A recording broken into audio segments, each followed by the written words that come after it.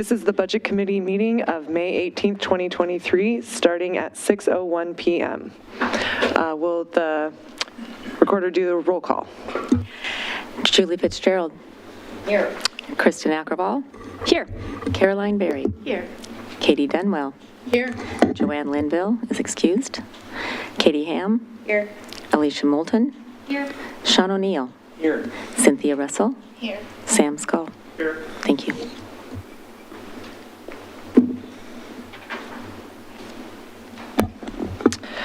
So we're going to begin the evening with selecting the chair of the Budget Committee.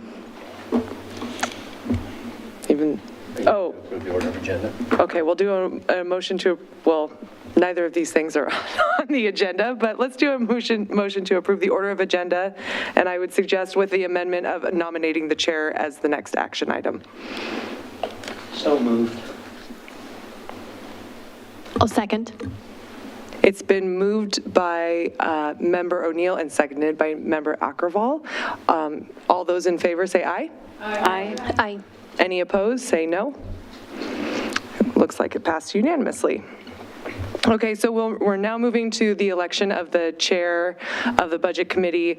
So typically, historically, the chair of the Budget Committee has been one of our citizen members and not one of our council members. But anybody can be nominated for chair, and you can also nominate yourself. Any nominations do not have to be seconded by another person. If you've been nominated and you do not wish to accept the nomination, just simply say that you decline the nomination. Once it appears that there's no further nominations that are coming forward, I will call for any final nominations, and once there are no further nominations, I will close nominations, and then I will announce who the candidates are for chair, and we will go around and do a roll call vote for the chair. We do vice chair as well, right? Okay. And then once we do a roll call vote, if there's a majority that's vote for one of the candidates, that candidate will then serve as chair for the rest of the Budget Committee meetings. If there's not a majority, then we will continue to do a roll call vote until there is a majority vote. No candidate is disqualified at any point in time in those votes, but if a candidate wishes to decline their nomination at that point in time, that can be done. So with that, I will open it up for nominations for chair. I move that Ms. Ham be appointed chair. Okay. Any other nominations? She doesn't need to accept it, or as long as you're not declining it. I would actually like to move to nominate Sam Skull because he did such a lovely job last year. Okay. Any other nominations? What a declaration. Are you declining, or are you still wanting to be considered? I just feel not equipped with the information to do that. Okay, I'll take that as a decline. Okay. I nominate Carolyn Berry as chair. Maybe next year. Okay. Yeah. Any other nominations? Okay, we will close nominations. So the only nominee who has accepted the nomination is Member Skull. So we'll go around and do a roll call vote. So since there's only one, you can just say aye to the vote or no if you are not in favor of Member Skull being the chair. Okay. Cynthia Russell. Aye. Sean O'Neill. Aye. Alicia Moulton. Aye. Katie Ham. I Katie Dunwell. Aye. Caroline Berry. Aye. Kristen Ackerval. Aye. Julie Fitzgerald. Aye. And Sam Skull. Aye. Okay. Passes unanimously.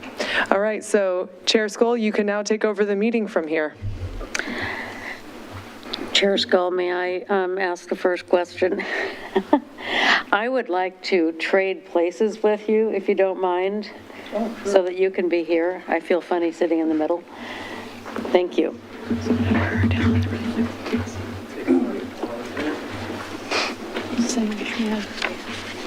Yeah, okay. And thank you for all of your work, everyone.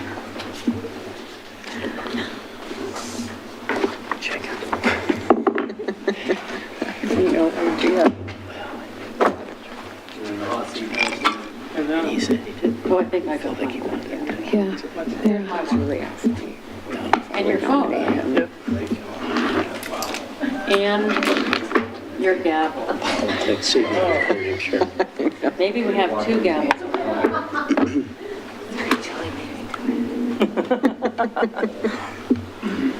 She did. Okay.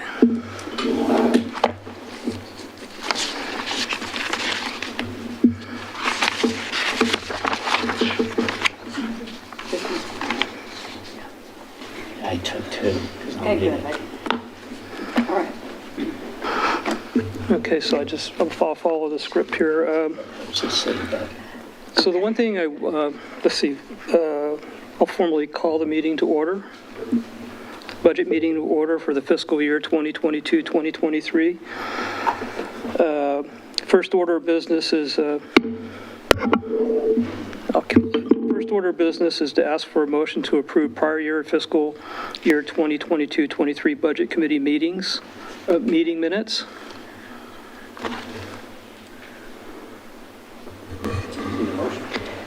I move to approve the minutes of the February 2nd, 2022, May 18th and May 19th, 2022, and February 1st, 2023 Budget Committee meeting minutes.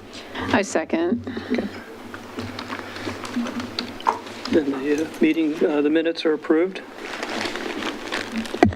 Can you do a vote? Can you, yeah, can you ask for a vote on that? Thank you.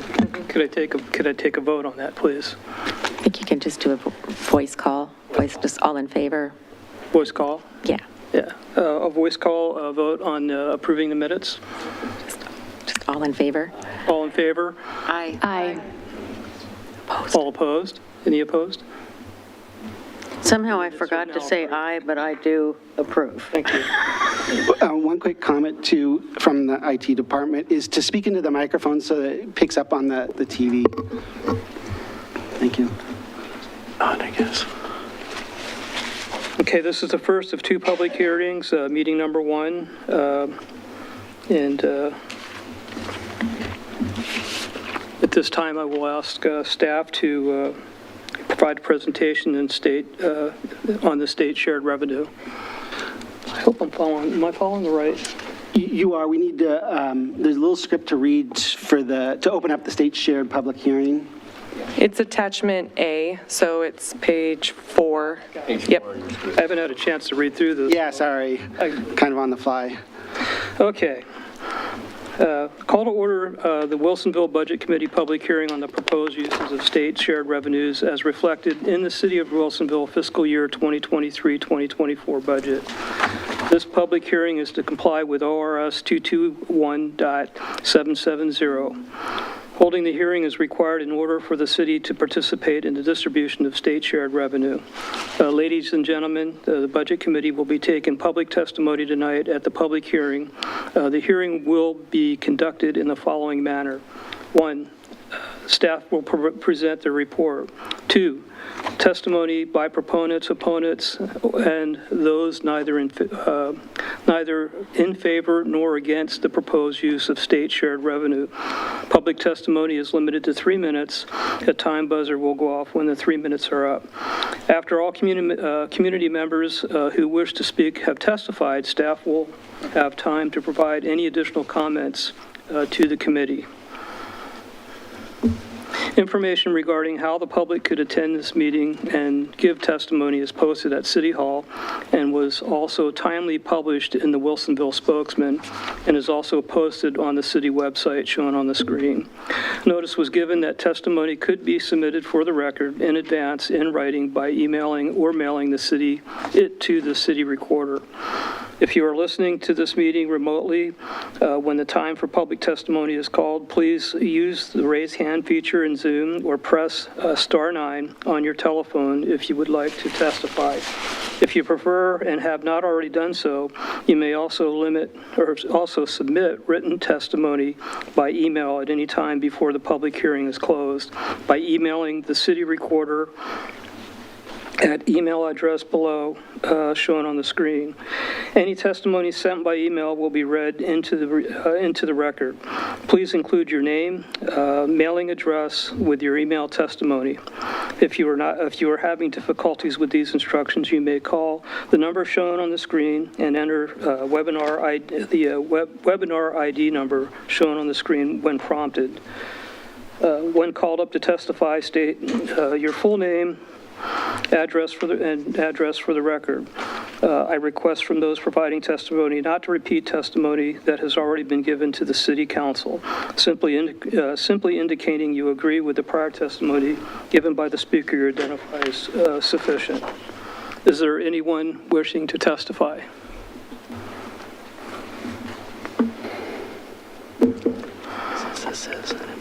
No one on Zoom.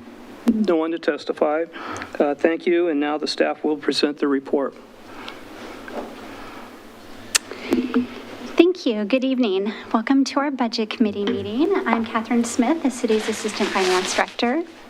First up tonight are state shared revenues.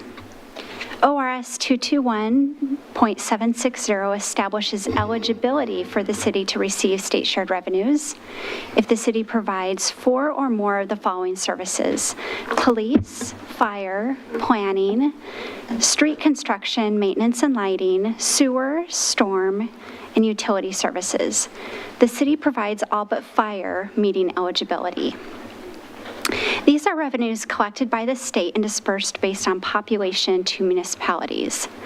State shared revenues anticipated and budgeted for fiscal year 23-24 include, most notably, gas tax, budgeted at just over $2.2 million. This is our single largest state shared revenue source. The next 3 are general fund revenues: liquor tax at $480,000, state revenue sharing at $410,000, and cigarette tax at $25,000. Next, ORS 221.770 establishes the process for the city to elect distributions of these funds, including enacting resolution and by holding a public hearing, as we're doing now, allowing for public comment. And that concludes our presentation on state shared revenues.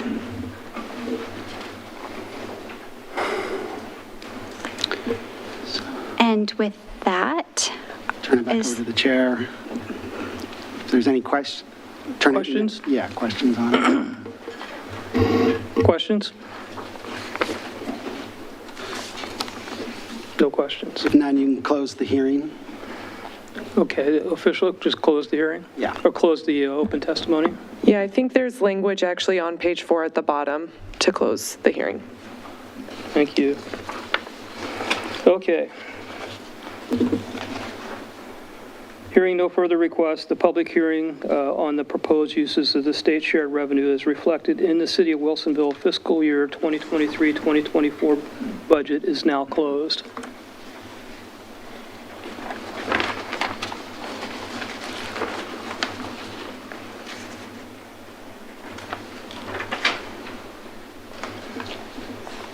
So now we go to the public hearing. Yep, so now you're on 1.6 on page 1, which is calling for the second public hearing. Thank you. Yeah, it goes to... And then it refers to attachment B. You got it, yep. Thank you. Okay. I now call to order the Wilsonville Budget Committee public hearing on the City of Wilsonville's fiscal year 2023-2024 proposed budget. Ladies and gentlemen, the Budget Committee will be taking public testimony tonight at the public hearing. The hearing will be conducted in the following manner. As a courtesy, members of the public have the option to provide public testimony on the proposed budget before the staff presentations begin. In order to accommodate those citizens that do not want to wait until the presentations have been made to speak, community members may elect to wait to testify until after the staff presentations have been completed. Public testimony is limited up to 3 minutes. A time buzzer will go off when the 3 minutes are up. Testimony will be provided as follows: by proponents, opponents, and those neither in favor nor against the proposed fiscal year budget. Item 2, staff will present the report. Item 3, additional public testimony will be allowed in the same order: proponents, opponents, and those neither in favor nor against the proposed fiscal year budget. Item 4, after all community members who wish to speak have testified, staff will have time to provide additional comments to the committee. Information regarding how the public could attend this meeting and give testimony is posted at City Hall and was also timely published in the Wilsonville Spokesman and is also posted on the city's website shown on the screen. Notice was given that the testimony could be submitted for the record in advance in writing by email or mailing it to the city recorder.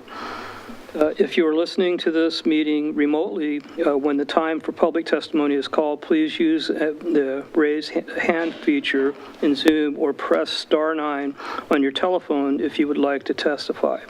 If you prefer and have not already done so, you may also submit written testimony by email at any time before the public hearing is closed by emailing the city recorder at the email address now being shown on the screen. Any testimony sent by email will be read into the record. Please include your name and mailing address with the email testimony. If you're having difficulties with these instructions, you may call the number shown on the screen and enter webinar ID number shown on the screen when prompted. When called up to testify, state your full name and address for the record. I request from those providing testimony not to repeat the testimony that has already been given to the City Council, simply indicating that you agree with the prior testimony given by the speaker you identify is sufficient. Is there anyone wishing to testify? At this time, there's no one here, no one wishing to testify. Hearing, let's see, no one here is to testify. I will turn it back over to staff and continue with the budget presentation. Right, I feel like I should start off by apologizing for dragging you indoors on this beautiful day. Hopefully the pizza and cookies offset that pain a little bit for you, but that's why we closed the blinds, to distract you. So in keeping with the primary theme of the budget message, that is the certainty of uncertainty, I'd like to begin by noting that even before we start tonight's deliberations, we're requesting that you amend the proposed budget to account for the fact that our annual street maintenance bid came in $1 million higher. And from an accounting standpoint, that means we have a $2 million thing that we have to do, money in and money out. And Zach, raise your hand. We'll explain kind of what's going on in the entire CIP program later tonight. So we have to make that amendment, I think, here pretty soon. But one other aspect of the budget that I want to call attention to, and some of the more savvy readers may have caught this, but the employee salary schedules don't match the budgeted numbers. We've included salary tables in the budget book that reflect that was negotiated in 2021. In order to ensure we're able to retain and attract employees, we have budgeted some ability to shift salary ranges should research indicate our wages are not competitive within the market. And we've done some preliminary look into that, and I can tell you that we are a little bit out of market. So just full disclosure there. The proposed budget also includes additional resources to respond to recently adopted council goals. The goals that are in your budget book and the budget message are accurate. The ones, the other ones were put in because we didn't have them in time to put the new ones in there. So we'll correct that on the adopted budget. And one of the highlighted areas of those goals is that we're going to be proposing to add a new communications position in my department to help increase city outreach, engagement, and connectivity. That was an important value for the city council during the last budget process. We feel like we need to do more on social media, video, and Hispanic outreach. 12 to 14% of our population is Hispanic, and I don't feel like we're doing enough there, and council agrees with that, so. And there are some other additions in the other operating departments, but the overall FTE increase is going to be about 3.6 FTE. I would characterize those additions as just maintaining the current level of service. So we're making an add in the Parks Department. We have some new parks coming online. We have a new Public Works facility coming online, and Delora will talk about that as well when it's her time. So we're making some key additions there. And I guess lastly, I just want to thank the Finance Department, my management team, City Council Budget Committee for all the hard work and collaboration that goes into this annual process, and we look forward to presenting and answering any questions you have. Thank you. Back to you. Okay, I can take it from here. Thank you. I'm Keith Katko. I'm the city's finance director, and with me tonight, as you met, is Catherine Smith, the city's assistant finance director, and together we'll walk you through the budget tonight, and we'll also have the department directors come up for their respective areas, which will highlight their particular departments. So just to pick up on Brian's comments, the quickest route to understand the budget, of course, is that budget message. It's about 10, 11 pages. It condenses the budget story down to kind of a manageable amount. The budget book, in large, is 400 pages. It's really a lot of detail. It's a policy document. It's a financial plan for the city. It's an operations guide. It's a communications device. And it includes a 5-year crystal ball forecast, all within those 400 pages. But the quickest way, like I mentioned, is to read that budget message. And the budget book, of course, is available on our city's website. So tonight, please stop me up anywhere along the line, and as we get into this, we can answer questions pretty much on the fly to our best of our ability too. And like I mentioned, tonight we will have Zach Weigel come up and he'll do the CIP budget, and then we'll have Delora Kerber talk about all the public works departments, and tonight and we'll have the transit department as well, and the other departments will be tomorrow night. So just getting started. Kind of a preface to, before we wade too far into this a little bit, of course, you may realize the city uses fund accounting, which is a system of accounting which emphasizes accountability to resources versus profitability, which you may see in financials in the private sector. These are self-balancing funds, and the city has 24 funds. We have 11 operating and 13 capital, and our urban renewal agency has another 9 funds. So as we get in here tonight, we're going to talk collectively about the budget, which is a combined budget of $276 million. The operating budget, though, is $57.2 million. That's collectively. What that comprises is of those 24 funds that each have their own budget, essentially. And the legal level of control for the city is at the fund level, and then it's at the department level, which is the combined personal services, material services, and capital outlays for those departments. And that makes up really the operating budget. Collectively, all those departments' operating budget is that $57.2 million. The capital project budget is separate, and that's what Zach will talk about tonight. And then also the legal level of controls are at the debt service requirements we have. We have 3 outstanding debt issuances, and we'll talk about those a little bit tonight. And then transfers and contingencies are the final legal levels of controls within those funds that we'll talk about tonight. So I mentioned the city has 24 funds. Our operating funds are right there. Operating funds, and we set up funds so we can track specific revenue for that accountability purposes. Our general fund is our main fund, and that's where we receive the property taxes for the city. Our community development, building inspection, transit, road operating, road maintenance, fleet, all of those have specific revenue sources that must be tracked. So that's the purpose of that fund accounting. We have 13 capital-related funds, which are the SDC funds, and then specific capital project funds.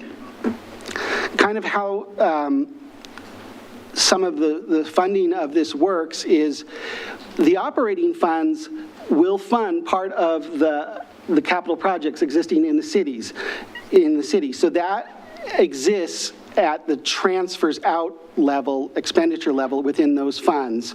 And also the capital projects are also funded by SDC funds. So that money gets transferred into the capital fund. So that's why we'll see a transfer out expenditure line. The transfers out expenditure line will essentially meet or equal the transfer in because they're self-balancing. So it comes in as revenue into those capital funds and it outflows from the operating funds. One other kind of noteworthy I guess it doesn't exist. I used to have an arrow on here, but the capital projects provide resources in terms of overhead charges that feed back into the community development fund to allow our engineering staff to manage those projects. So there is an assessment of project management fees that get assessed to capital projects that flow back into the community development fund. The general fund also gets transfers in from capital projects as well as from all those other operating funds, because within the general fund is accounting, HR, IT, general administration, and those functions essentially benefit all those other funds. The transit fund, they don't have their own HR department. That gets handled by the general fund. So there's a transfer in to the general fund and out of the transit fund, and correspondingly to all those other operating funds that you see on the sheet here, and we'll get into that a little bit more as we go along here. It's kind of a little bit of the background of our structure here. Oh, there's that line item. Okay, so yeah, the project management fees and overhead come back into the general fund and the community development fund. So one last comment about the budget. It's defined by a lot of different metaphors and definitions. It's a path forward in the maintenance and the promotion of the livability of the community. It's a control tool for us in the accounting department. And it's also the value added part of this budget process is it's the yearly alignment of the organization to the council goals and objectives. So it's a process. It takes us a couple months to get this budget, but that is really the value added part of this budget, is that alignment to the council goals and objectives. And of course, it is just a snapshot in time, as Brian mentioned. In today's world, it seems pretty fast changing. So it's just something to keep in mind. A lot of these assumptions were built with the information that we had at the time. And we have a construction cost index now that's going up by 8-10%, yearly, as well as the CPI in general is going up, the inflation rate. So just kind of be mindful of the changes in the greater world that's happening. So this is the budget, $276 million. And I'm going to go over the resources and I'll go over the requirements. This kind of flushes out the differences between last year. And again, I was speaking of this collectively of all the funds combined, but it flushes out information that I think you can provide will be useful. Budgeted resources, $276 million. You'll note the first revenue source, we have 10 revenue sources that all get flown into one of these categories, is property taxes. And you can see property taxes up 19% next year. What that is generally we have a 3% growth on assessed value within the city. It's not necessarily market-based. It's assessed value base goes up 3% every year. The real market value, of course, can go up a lot higher on residential houses here, but it's capped from a measure 50 to 3%. The city is also growing, so we tack on a 2% development, to that factor. And then what's happening this year to really increase that property tax revenue is we're closing down the year 2000 urban renewal district.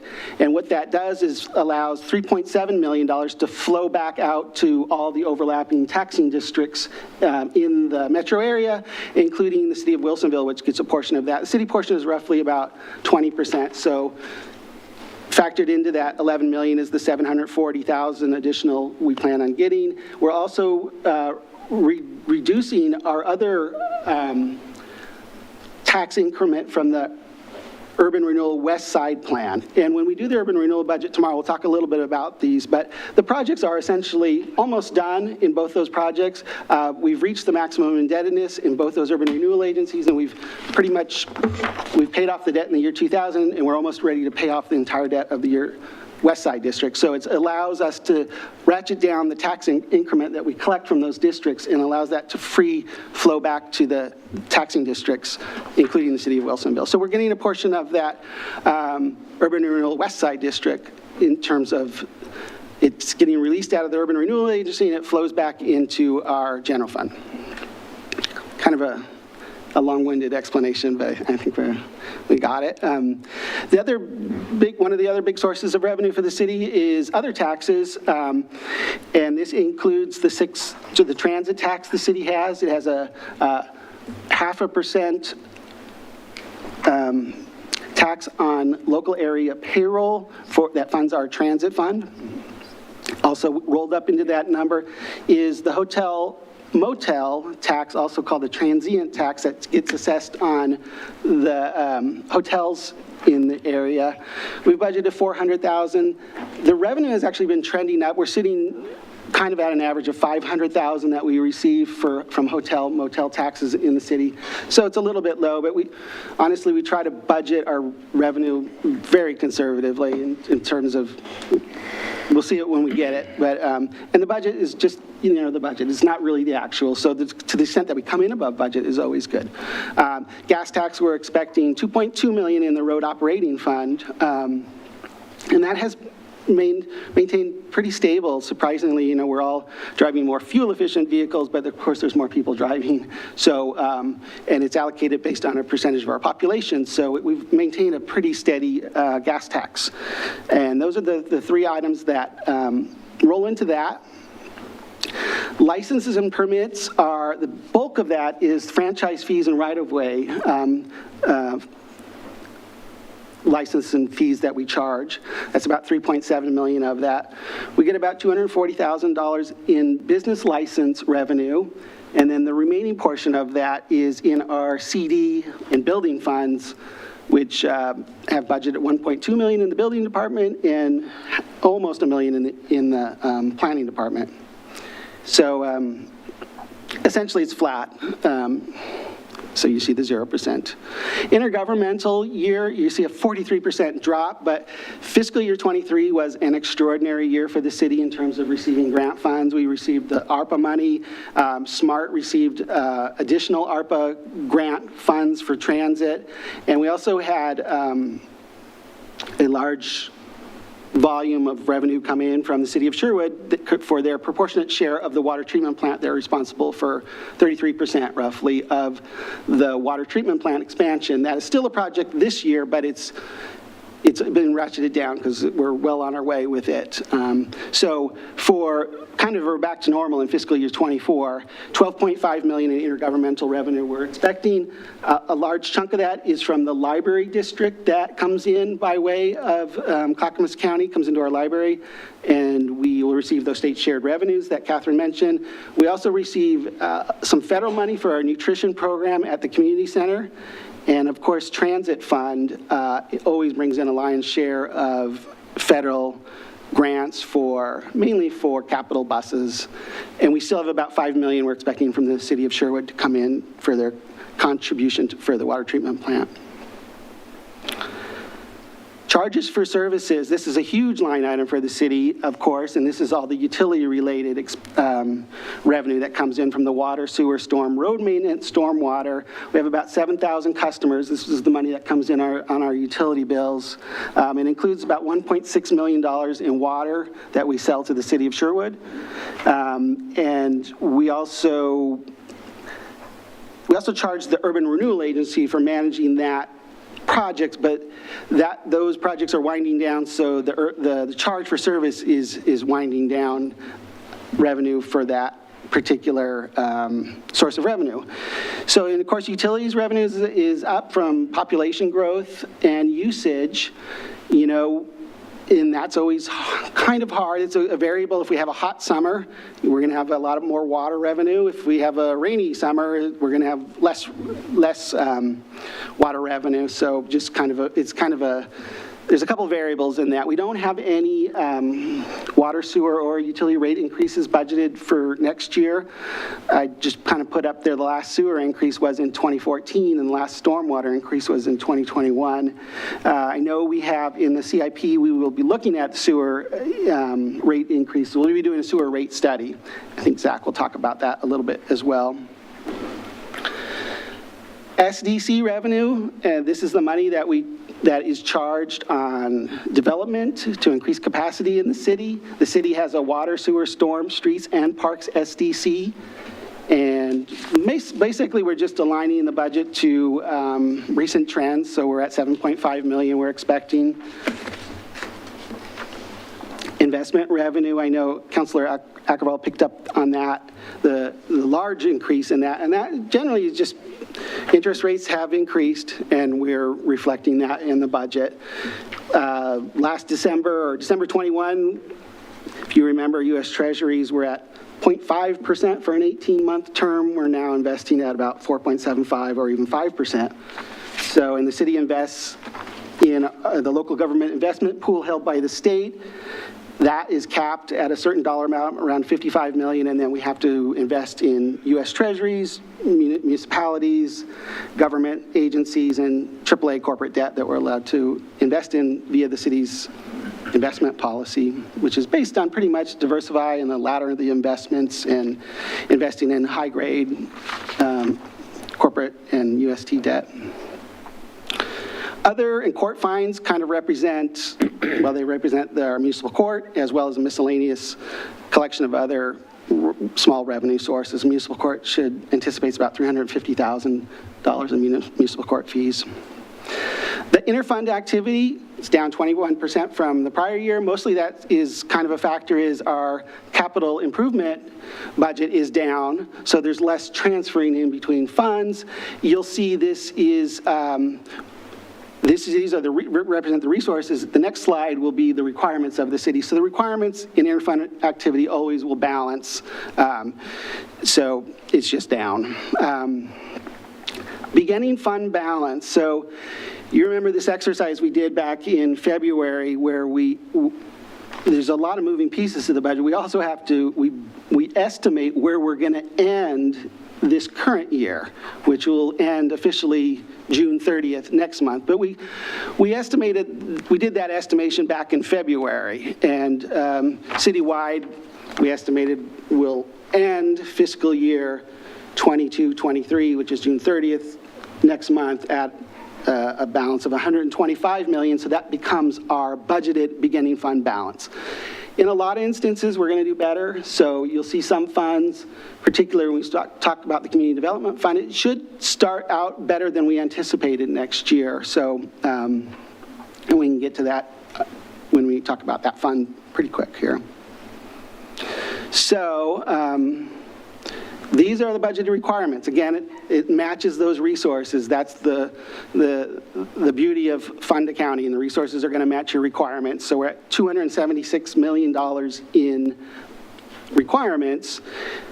Personal services, we're at a $25 million budget. And what's new in there is an increase of 3.66 FTE. City has 193.35 FTE. And I've listed out there, right there, and when the department managers come up for those respective departments, we can talk a little bit about their changes in personnel services. Brian already mentioned the communication coordinator. In the admin department, our finance department has just a 0.220 FTE we're adding. And when we speak about a FTE, an FTE is a full-time equivalent. It's somebody who works 2,080 hours. So a percentage of that, 20% would be a proportion of that, the hour. And so these are the other ones. We have 0.10 in legal. Facilities has a maintenance technician they're requesting to add. Park maintenance has a parks worker they're requesting to add, and so on and so forth. When those, we'll have Delora here tonight to talk to us about those as well. Transit fund is, we there was a grant-funded position that is no longer needed or no longer funded, so that got taken off. We also have tomorrow night, we'll have Andrea Villagrana, our city's HR manager, here to talk about recruitment and retention. She'll be in the first part of tomorrow's meeting to talk about some of the issues that we've been having with recruitment and retention in the cities. And as you've probably realized that in your own working worlds, you see that as well. So she'll be in here tomorrow. Materials and services is another large part of the city budget. Of course, we contract out our water treatment plant, we contract out our wastewater treatment plant, and I mean, it sounds a little funny, but we contract out our law enforcement, and that's through Clackamas County Sheriff's Office. Sewer is done through a company called Jacobs, and water is Veolia. Those three contracts represent about 49% of the materials and services budget. And everything else that the city spends money on is wrapped into that category, other than personnel services or capital outlay. Capital outlay, $2.1 million or $3.7 million budget for next year. Most of that's in transit, the transit department, I mean, and that will be for large buses and such in that department. When Dwight's here tonight, you may touch on that as well. Public Works also has a big portion of that capital outlay. In the roads department, they have $300,000 they're requesting for an asphalt hot box, and Laura can talk a little bit more about that, as well as in the water treatment plant and the wastewater treatment plant, there's equipment that annually needs to be upgraded, so there's expenditures related to that. Our fleet department has $249,000 in scheduled replacement vehicles and equipment budgeted for next year. Our fleet department is set up so that it's called an internal service fund.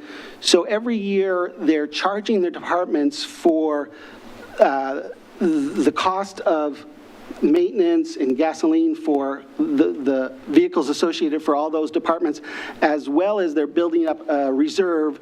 Generally about 10 years they'll replace a vehicle, but every year they're charging those departments until that reserve is built up, and then when the need is there, they can replace that vehicle or large piece of equipment. And some of the pieces of equipment in the city are very expensive, some of the larger trucks and boom boxes, as you can imagine. So we have $249,000 in that number. And that gets us to that 57.2 operating budget. That is essentially the cost to run the city, keep the lights on essentially. And then the city has that a capital improvement budget that of $74.3 million, which we're slated to talk about right on the heels of this, and we'll have Zach come up. Debt. We have some debt servicing that the city pays. We only have 3 outstanding bonds. We have $19.7 million left on the wastewater treatment plant bond that we issued back in, I think it was in 2011, for the last major improvement to the wastewater treatment plant done at that time. And we took out some debt more recently for the water treatment plant upgrade. Just $6.8 million is left on that, and the Public Works complex that Delora may talk about as well, that is finishing construction this upcoming year. We have some debt services requirements on that as well. Of course, the interfund balances to the interfund of the requirements, and then we come to our budgeted ending fund balance in fiscal year 24 of $65.9 million, and that's broken out by all these funds, and that's compared to fiscal year 23 ending fund budgeted balance right there. So the main fund, and these are all listed by funds, the main fund we're watching, and we mentioned it in Councilor Ackervall had some questions that got sent out. We talked about it in that. And we'll have Chris Namsu up here tomorrow night and we'll talk a little bit more about this, the fund balances and the resources and requirements that we are anticipating. And the fund is actually, like I had mentioned, is looking a little bit better ending this fiscal year. So that's going to help the beginning fund balance. And so that ending fund balance, although we budgeted just under $1 million, should really pop up probably closer to, 1.3 million. Also within the CD fund, I don't want to steal the thunder when we talk about that, but there's certain revenue that we haven't budgeted because we don't know if we're going to get it, or we haven't been officially awarded grants for specific planning grants that are coming available from the state and from Metro. So if we're not certain of the award, we won't necessarily budget for it. So that fund could actually end up looking a little bit better. The other comments I just put on here, you'll see the road maintenance dips down. That dip is, well, for road operations is due to a $1 million contribution to the Beckman Bridge project. That project largely funded through urban renewal, but that urban renewal funds available in the year 2000 district is not enough. And it's gone. There's like $10 million left in that, and so we're having to, and it was planned to be supplemented by road operating and some other funds within the city to complete that project, which is budgeted for this year, and Zach will talk about that project. As well as I noted, the road operating fund, the water operations fund, the sewer operating fund, and the storm operating fund, they are also servicing the debt on the public works building. So I just kind of put a little note on this. The original funding plan, or the funding plan we have in place, is in July of 2026, the city is slated to receive a balloon payment on the groundwater lease pipe that we have running through the city. And with that, the intention was that those proceeds in part would be used to replenish the road, water, sewer, and stormwater, or pay off the debt at that time of the public works facility building, which should then improve the condition of those funds at that point, certainly. So that is a mouthful of talking about the budget. And I'm sorry if I talk too fast, but if you need to go back, or if we want to go back, and again, I was really speaking collectively. When we have all the department managers come up here, like Dwight in Transit and Delora for Public Works, that's where really the granular level of some of the costs associated with those departments lays, and they will be able to answer questions as well if you have questions at that time. So are there any particular questions on? So I have a question. Yeah.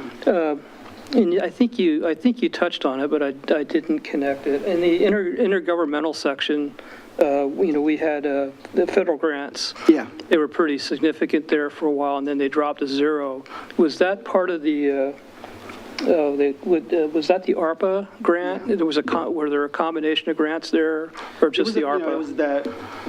It was the height of the COVID. The COVID, okay. Scare, and a lot of cities across the country, were suffering, and it was the federal government's attempt to alleviate some of the pain caused for revenue loss across municipalities. And the city received approximately $5 million, I think, over 2 years, 2.5 million 1 year and 2.5 million the next year, and there was a allowance that it could be used as standard allowance for revenue loss, basically, to provide governmental services. So it got posted or put into the general fund. Okay, thank you. In that year, back in really 22, 23, or 21, transit as well, the federal government recognized it as a critical piece of the U.S. infrastructure, public transit. So there were a lot of grant funds available, and our transit department is really great at pinging in and hitting those, applying and doing what's necessary to get those grants. So in that 21 million of fiscal year 23, there was a lot of transit grants in there, which allowed the purchase of some of the big buses, including the big electrical buses that we have. So moving forward, and you may be touching on this in the future presentation, there are a lot, there's a bunch of money available on a federal level for infrastructure improvement and all that. Is that available to the city, or is that integrated into some of the CIP projects? It will be. We certainly, they're not next year, but as federal money comes available, the city is pretty astute at tracking it down, specifically in our transit department, but as well in our capital improvement projects too. And sometimes there's money available from the state and Metro as well, and the county sometimes. But periodically, the federal government makes, large grant funding a priority for infrastructure across the U.S., and then we're usually quite poised to win those awards when we can, to the extent we can. Thank you. Other questions? Can I ask a follow-up on that? Sure.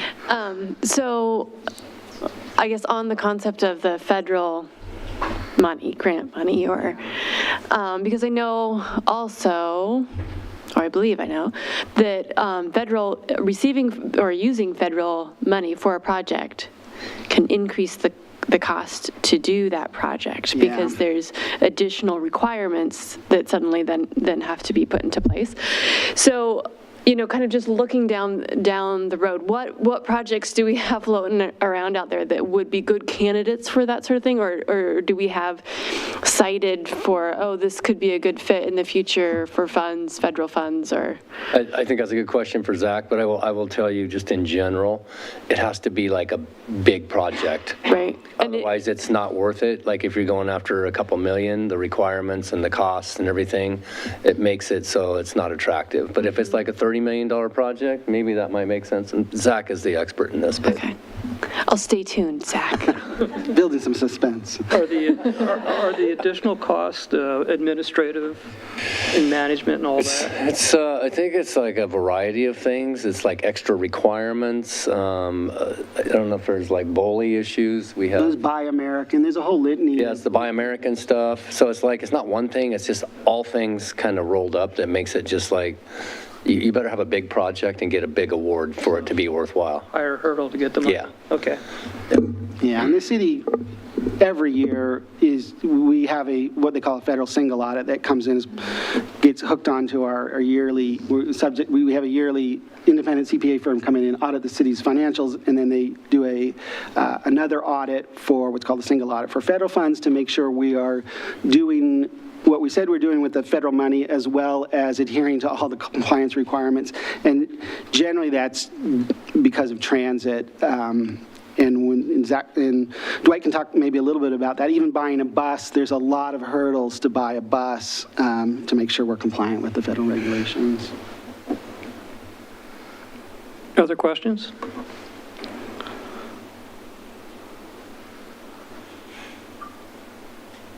So I think if there's no questions, we can just roll into Zach's presentation. Zach here? Oh, there he is. City Engineer Zach Weigel. I'll go ahead and start off, and then I can kick it over to Zach. As you saw on the previous slide, there's a $74.3 million city budget for CIP, but also in that there is some overhead that our city engineers, because they work on those projects, bump up the cost of those projects, as well as the overhead for the general fund for providing services for those projects, the legal department overseeing capital improvement projects, the finance department pays the bills, the HR, all that. As well as we have $9.9 million separate budget in our urban renewal department budgeted. So that's how we get to a total CIP budget of $89.1 million. Summarized by program, the majority of that is construction projects, but also within our CIP budget, there's master plans, there's annual maintenance, and there's livability improvement, pedestrian improvement projects, but the majority of it is construction projects. And just one last slide before I turn it over to Zach is the funding of those capital projects. A lot of it's done by SDC, but you'll see 40% of it comes from our operating funds as well. And our dwindling urban renewal, we're closing those 2 districts, so that portion of the pie will get smaller and smaller. We have some outstanding loans, like from for the Public Works building, so that gets a slice of the funding, and so on and so forth. In this slide, oh yeah. It's okay. Can I ask, yeah, before we move from that slide, so the ratio of the SDC to the operating funds, so I hear you saying that this pie chart will shift Yeah. year to year, right? So, but what is this ratio between the SDC and the operating funds? What does that look like year to year? Is that a pretty consistent piece, or are you seeing any trends or changes with those two? Maybe Zach might be able to answer that a little bit better. I think it's pretty consistent.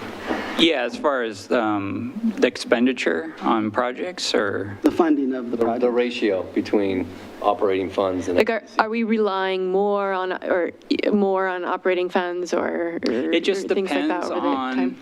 on what projects are being done that year. Certain Okay. projects have a certain split of how much SDCs they That makes can sense. spend on Yeah. them. But yeah, it's generally pretty consistent. And I would also add that I think SDCs are predicated on growth. The more growth you have, the more your balance sheet grows. Operating funds tend to be pretty consistent because we can rely on those. We know we have 7,000 plus utility accounts, so we know pretty much what that income is going to be every year. So. But if we don't have anywhere else to go, then? Anywhere else to go other than operating an SDC? Yeah, and I mean, SDC, like you said, it's dependent upon growth. So if those aren't coming in, then Well, then we it go means- to operating. It just means that you have less capital to jumpstart your CIP program. Because the SDCs have to be used within the group that they're collected, so. Right, parks water to for water, parks, so, yeah, water to water. Yeah, so like the Parks and Recs department, to the extent that we don't get SDC to pay for those come from the general fund, specific to Parks and Recreation. But like what Brian mentioned, the water projects will be paid by the water operating and sewer and so forth, so. I have a question, too. So with urban renewal, you said that you're going to start to see that decline and eventually go away. Will that be replaced by other funds, or is it the same ratio game, whereas because that's dedicated urban renewal, correct? Yeah, I shouldn't say it's going away. Because we still have really the beginning of the Basalt, the Coffee Creek Urban Renewal District. We just haven't had the tax increment growth there yet to fund capital projects. But the two long-standing urban renewal plans in the city, the year 2000, which is, I think it's a 25-year-old plan, and the west side is about a 20-year plan. The projects there's two lingering projects left on both of those, but we've reached the maximum indebtedness and we've paid off the debt, so those plans are coming to an end. But Coffee Creek holds promise for development out there, and that'll largely be funded by, there's a frozen base with the urban renewal that when it was established out there. So as we put in those roads, I think we've put in Day Road, or we've made, is that the road? Garden Acres. Garden Acres, sorry. That increases the value in the increment on that land slowly, and as other improvements are made, sewer lines are put in, et cetera, the assessed value increases. So that increment is used to build upon itself, to build future capital projects out there. It's been slow, but it's coming for that area. And I think just to add on a little bit, those urban renewal districts have very specific projects that the urban renewal funds can only be spent on. So if those projects are done, there's no need for the increment, right? I have one more related question. On page 23, which is a budget summary of all funds combined, the system development charges show a 16% decrease. And is that related to the rate of home sales and building? It was different last year? We can talk about that. Might be a good question for when Kristen Namstu comes up and Dan Carlson come up tomorrow night. Okay. The SDCs include water, sewer, storm, roads, and they all have different methodologies of how they're collected. So it may not necessarily, and also the caliber of development within the city. So I wouldn't classify it as because of less residential, because like our streets SDC revenue is not completely dependent on residential growth. There's a myriad of different formulas in there. But to get to your question specifically, I think we can get Chris and Dan in here tomorrow. Dan is our building official, who will have a more nuanced approach to that explanation. But I think in general, if your SDC revenue's down, then that just means you're not having as much growth. Right. I think that's a fair statement. Yes. And I think it's related to Frog Pond West finishing out.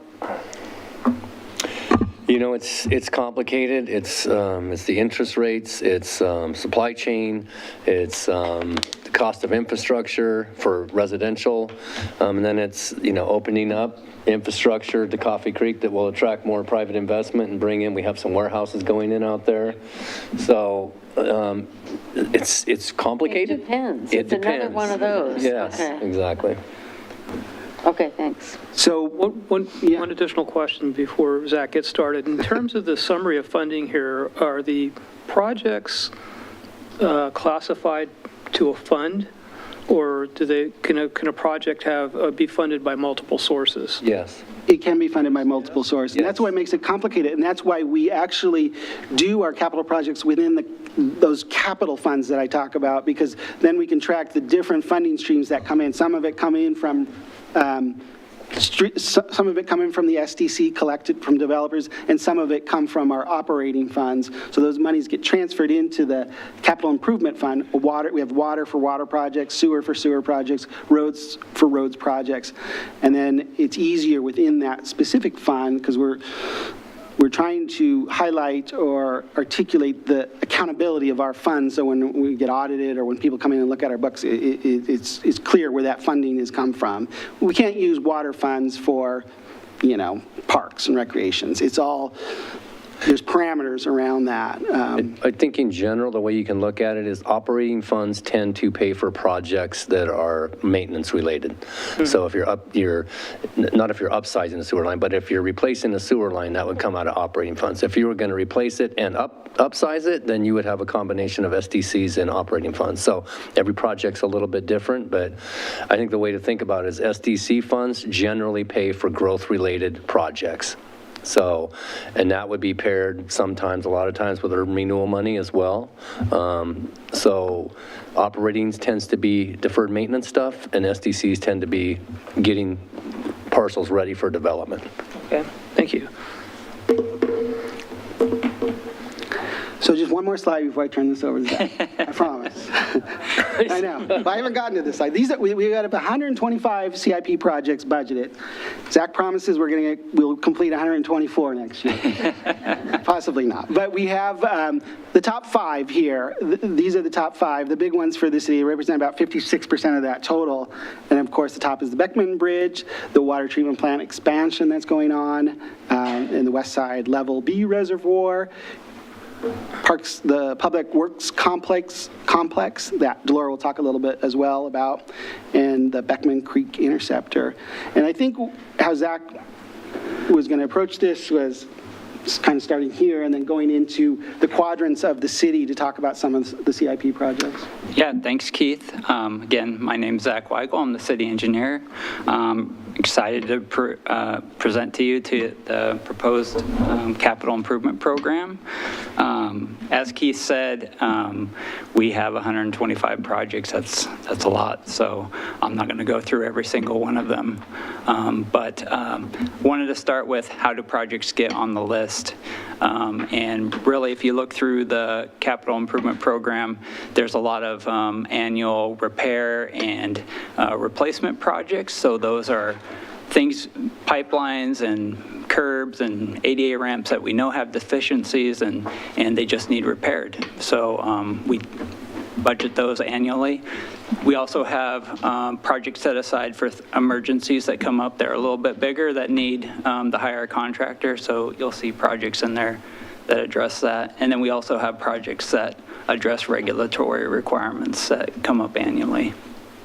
The majority of our projects come from master plans. So we have a master plan for each of our utilities, including the wastewater treatment plant and the water treatment plant, also for the street network.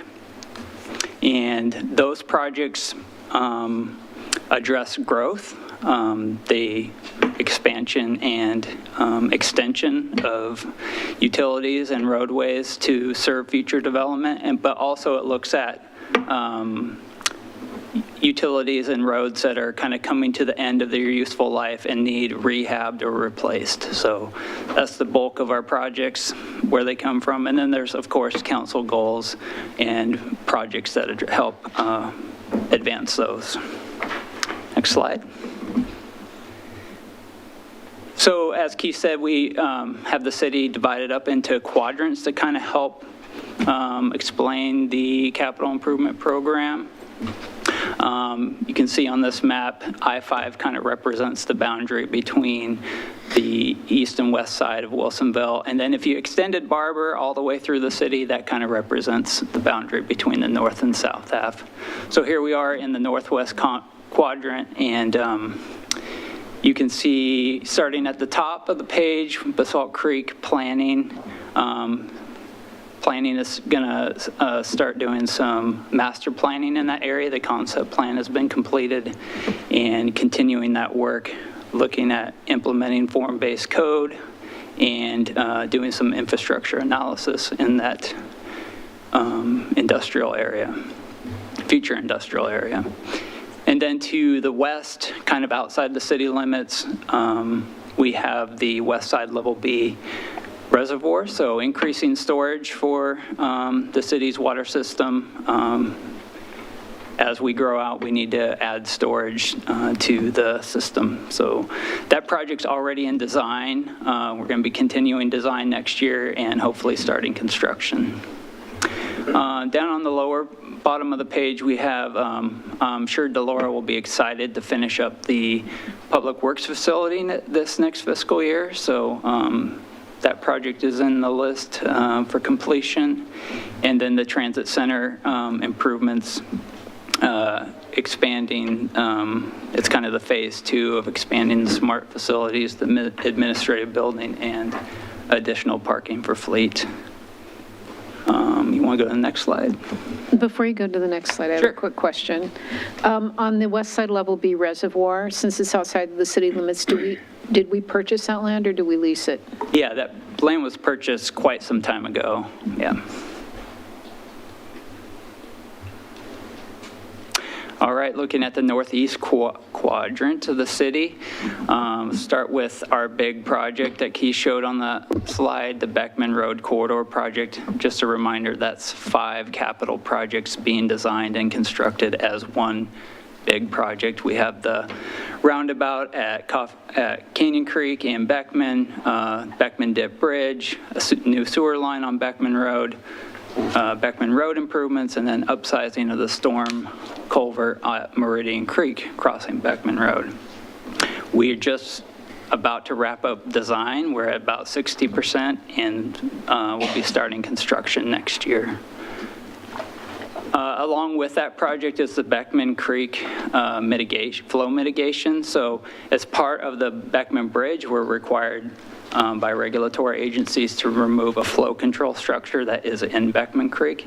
So we'll have to mitigate for those increased flows, and that project is to address that. We're in the beginning stages of identifying locations of where that mitigation can happen. And then a couple of projects, park projects in Frog Pond West neighborhood. There's a couple of subdivisions that will be extending the Beckman Creek Trail, the regional trail, and the city has a contribution to that project.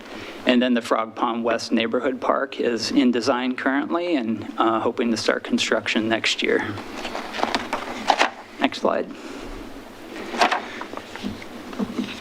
Starting up so again, we're at the southeast quadrant here, town center plan implementation. So there was a lot of work to do that came out of the town center master plan, and this is continuing to advance that work. It mainly consists of doing the urban renewal study for town center and doing some parking analysis for next year.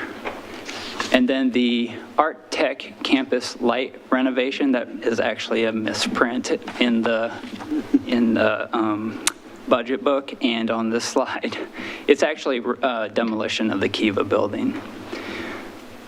And then we have the police station renovation with Public Works moving into their new Public Works facility.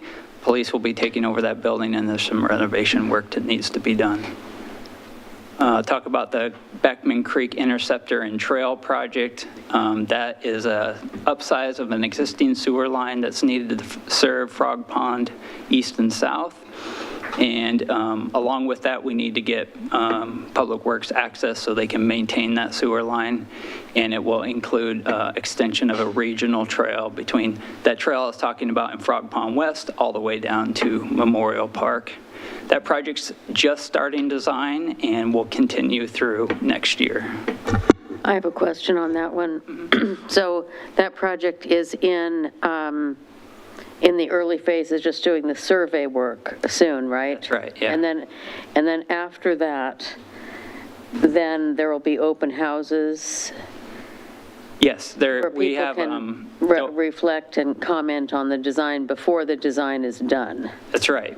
We have a series of open houses planned as we move through the design to get public feedback as we move. And so people come to these open houses, see the concepts, respond to them, and then engineering comes back with Yeah, changes incorporating what they can. Yeah, we'll gather, the first public open house we'll have this summer, and we'll start gathering comments from the community. And as we move through design, we'll address those comments through design, and then we have another open house to show people how we have addressed those, and then gather more comments. And we do that as a stepwise fashion through, all the way through design. Thank you. Till construction, yep. All right, Memorial Park, master plan implementation. Parks is planning on adding netting to the ball field to Memorial Park and resurfacing the sports courts. Moving down into Charbonneau, lots of projects in Charbonneau for next year. Charbonneau lift station rehabilitation, that's we've been in design for the last year and are going to be putting that out to bid for construction next year. And then the Charbonneau well house improvements is actually a kind of a historic structure that isn't actually part of our water system. It's part of the historic water system of Charbonneau. And it's a facility that the city maintains. So it has some rotten boards and stuff that need repair. So that project is budgeted for next year. And then Charbonneau projects, you probably see this every year on the list. We had some questions or asking about some more detail about the Charbonneau project. So I added a little sidebar to talk about where those projects come from, if you want to go to the next slide. So yeah, Charbonneau improvements. So every year you see a Charbonneau project in the CIP, and those really come from the Charbonneau Consolidated Improvement Plan, which is a mouthful. But that really, so about 10 years ago, this is actually the first project I started working on when I came to the city. And we started noticing some early deterioration of all of the infrastructure within Charbonneau, all the pipelines and the roadways.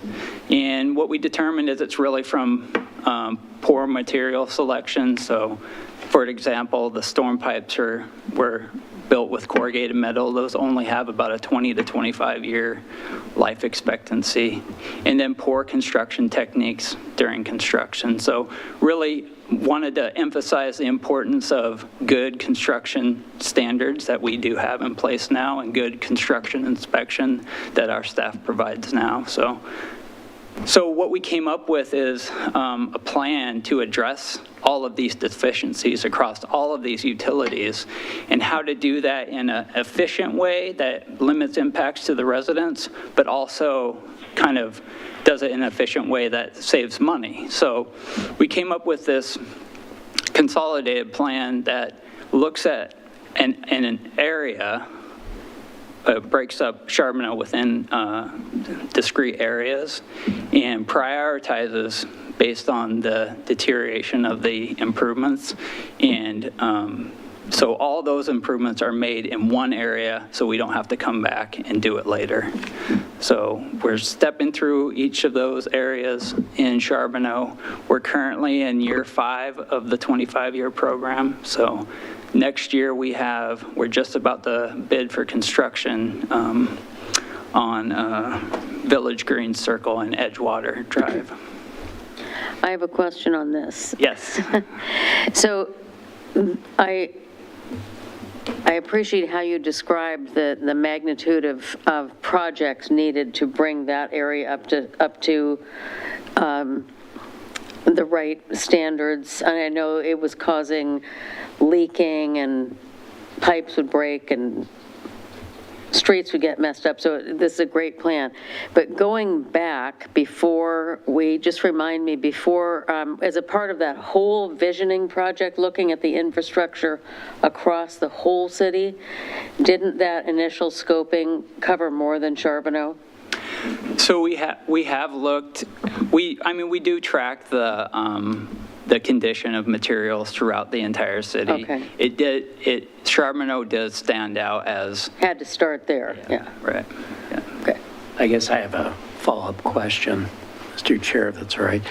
Are the deficiencies that you're discovering in Charbonneau just to Charbonneau, or are we going to be finding them in River Green, Maury's Landing, and other areas? Yeah, so the Delora can touch on this, but Public Works Department has a inspection program for utility pipelines, and we're not seeing the level of deficiencies anywhere else. Okay, all right. I would say that Charbonneau is unique. Stands out. Yeah, just because back when they built Charbonneau, it was one of our first neighborhoods, wasn't it? Mm-hmm. And the inspection services at the time, I think it was done through the county.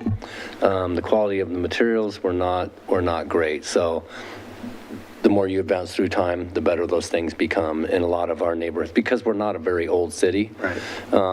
This is the oldest neighborhood, other than maybe Old Town.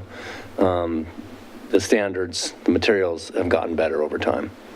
But Charbonneau's unique in that regard, I would say. Yeah. Thank you.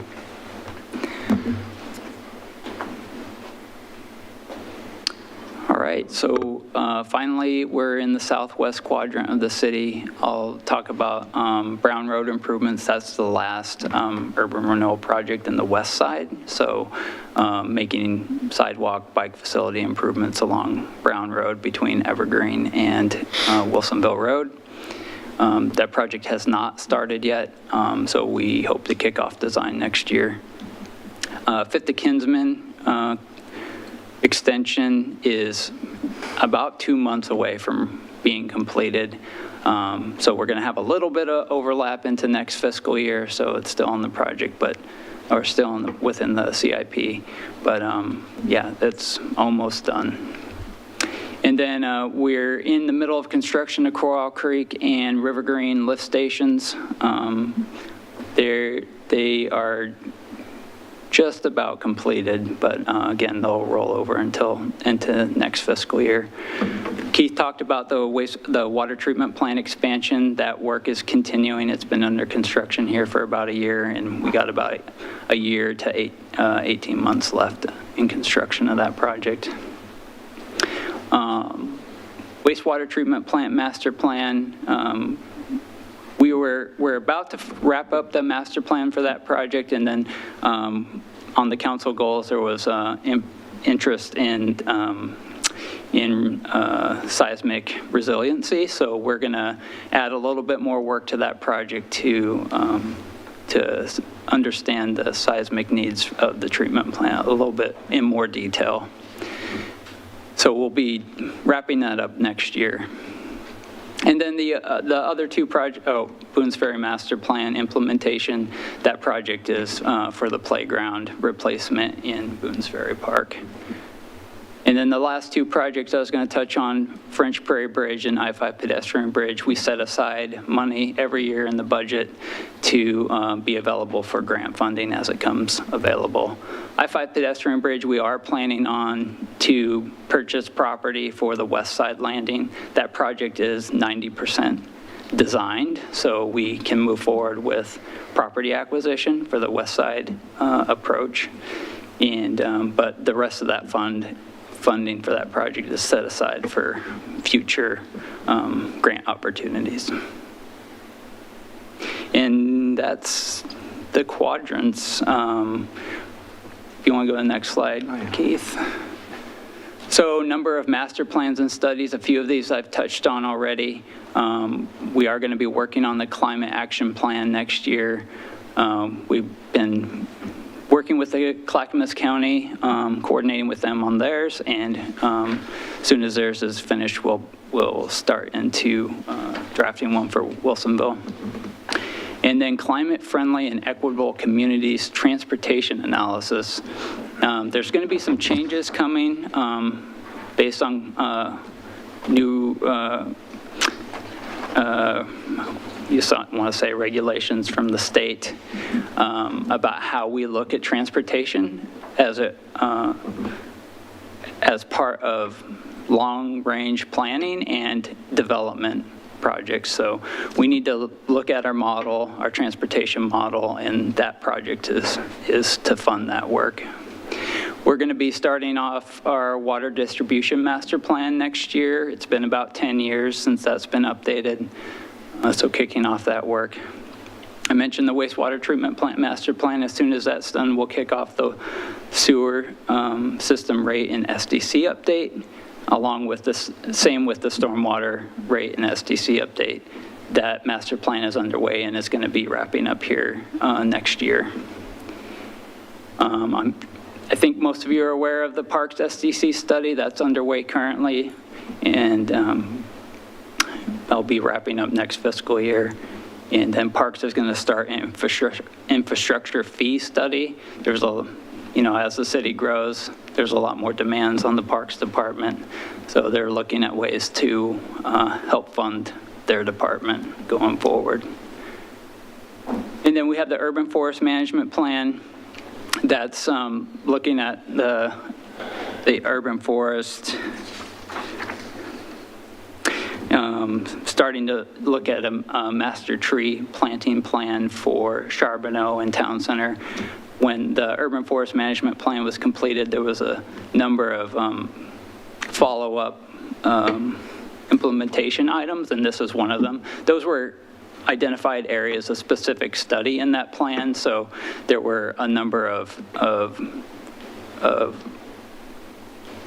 additional work to be done in those areas after adoption of that plan.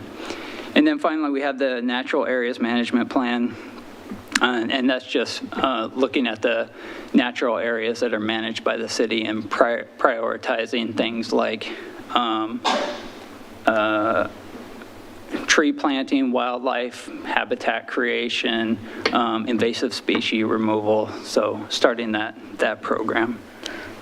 And then on the street maintenance project, I didn't have it listed in the plan. As Brian mentioned, there's we just got bids back on the next phase of street maintenance, and it did come in quite a bit high. We did some analysis on it, and it's both a combination of increased prices and kind of a increased amount of work that we were going to do. So we took a look at where the boundaries of the paving work made sense, and so that did extend a little bit, but in looking at the fund, that there's enough money to fund that additional cost. So we're asking for an amendment for increasing that fund. So that's the CIP. I'm happy to answer any questions about any of the other projects that are in there or any of these ones. Questions? Yes, I have a question. Thank you for the presentation. I don't know if this is a question for you or someone else. It's on the annual furniture replacement. What's the policy surrounding that in terms of considering repair or donating the furniture when it's not good for the space anymore versus is it just tossed out? How does that work? Sure, I don't know if, I think Delora might be able to answer that best, because our facilities department kind of controls that. Okay. Good evening, Delora Kerber, Public Works Director. So that fund is for replacement of furniture in what we consider the public areas, such as the chairs that you're sitting in or out in the lobby. It's just making sure that we have funds available, so as things are getting worn and torn, that we can replace them. But, so for the furniture, I mean, I would assume things aren't just worn into the ground, so are they, if they're in an okay state, are they donated, are they resold? How does that work? If they still have functionality to them, we will surplus them to the state. If they're taking them, they're not always taking them. But if they're to the point where they are broken, say table legs are broken or just irreparable, then we take them to the landfill. Are you asking, could they be donated? Yeah, donated, or if there's consideration to repair things prior to replacing them. Well, our facilities folks are always good about maintaining. Yes, Yeah, and so- I mean, if it's repairable, they will repair it. But in terms of donating to like local nonprofits or something, that's certainly something that we could do. We haven't done, but we certainly, what's that? Okay, I guess we donated our library stuff to McMinnville. And she would know because she's the former city attorney of McMinnville. Yes. So, And we prefer to donate them if possible, instead of putting them in storage, so, yes. Okay, thank you.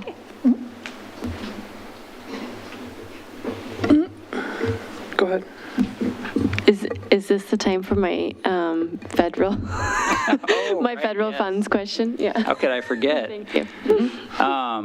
Yeah, so that's a complicated question. There really isn't a lot of money available. And the money that is available is very competitive. What Brian said, it takes a really big project to make it worth it. It's really true. And even those, it's very competitive because you're competing against the entire nation in that case, in that size of funding. But we are always looking out for opportunities for grants that come available. There will be more programs coming available in the next few years. I've been in discussions with our federal highway liaison, I guess, to talk about what's coming up and what projects might be eligible for those. did you want to touch on why it's more expensive using federal money? Well, how much trouble do I want to get into? Yeah, so in talking about transportation, federal grants, we can't manage those projects. Those projects have to be managed by ODOT. So there are agreements that have to be in place, IGA, intergovernmental agreement, and then we have to have contracts in place with them. So that all takes a lot of time. It adds a lot of time to the project. We went through that process on French Prairie Bridge just for the planning work, and it took 2 years just to get a contract in place. So it adds a lot of time and expense. You mentioned that there's a lot more hoops to jump through on a federal project, and that is completely true. It can add 30% to a project cost. So it really does have to be worth it. It has to be enough money to be worth it to go after that, which means big projects. I do have something of a pretty amateur comment to add to this. I went to a presentation in Donald. It was hosted by Congresswoman Salinas, and I can't remember the name of the person from the federal department. who was speaking, who was speaking with her, and it was a lot of, it was mayors and councilors and property owners and different people who were there to listen to this presentation.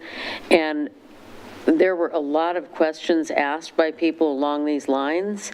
And I know Congresswoman Salinas is just one person and the staff person is just one person, but they seemed really interested in trying to streamline some of those things and talked about a lot of them being really legacy steps that were built in many, many years ago, and they're still there. So I don't know if we can write some letters and support those ideas, because it doesn't seem like a great way to spend We'll money. provide pen and paper, Right. envelope and stamps if you want.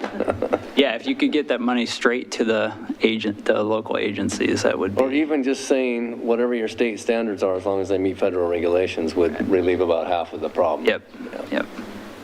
We should think about a letter. That wouldn't hurt. Give them some moral support to cut out some of the steps. Thank you. So I have a question regarding cost controls on the CIP projects, especially with some of the larger projects, and the material dollars or material costs, are just all over the place right now.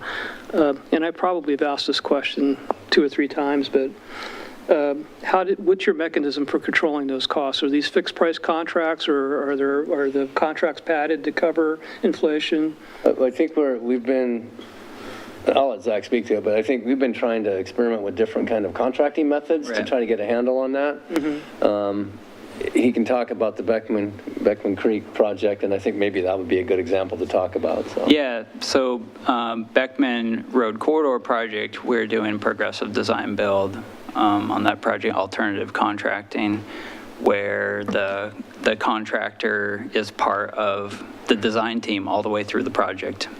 And instead of doing competitive bidding, they're there to help reduce risk on the project, right? They're there all along and to help inform the team of what's a better way to build something, right? So we get that expertise up front. They're helping to keep the cost of the project low by assessing different alternatives on the way to build something. They're also giving us up-to-date costs on things. They're able to better track the cost trends in the industry. So on that project, it's been working pretty well that we're getting that information. The costs still rise, but we're able to be more nimble, I guess, in the design because we know that information up front, if that's helpful. We're also we've been reaching out to a lot of our neighbors about when we know that they have construction projects that they're bidding and they're getting numbers in, so we're sharing that information.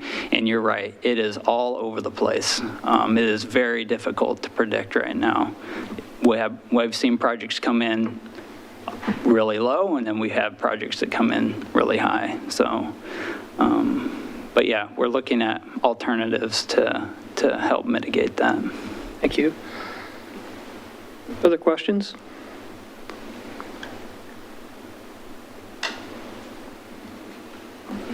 All right, thank you. Thank you.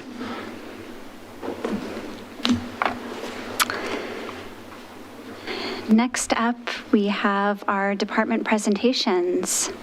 Up tonight is Public Works and Transportation.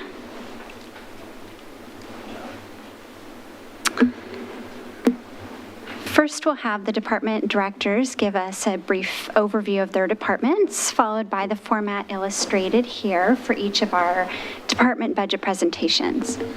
Altogether, it tells the story of how we get from the fiscal year 22-23 amended budget to the fiscal year 23-24 proposed budget. By having the department directors here, it also is a great opportunity to help answer any questions the committee may have. A few comments for all departments. Personal services includes a budgeted 10% increase for health insurance. And under materials and services, liability insurance is anticipated to increase by 10 to 20%. Employee development is also returning to pre-pandemic levels. And first up tonight is Public Works, for which I'll turn it back over to Public Works Director Delora Kerber.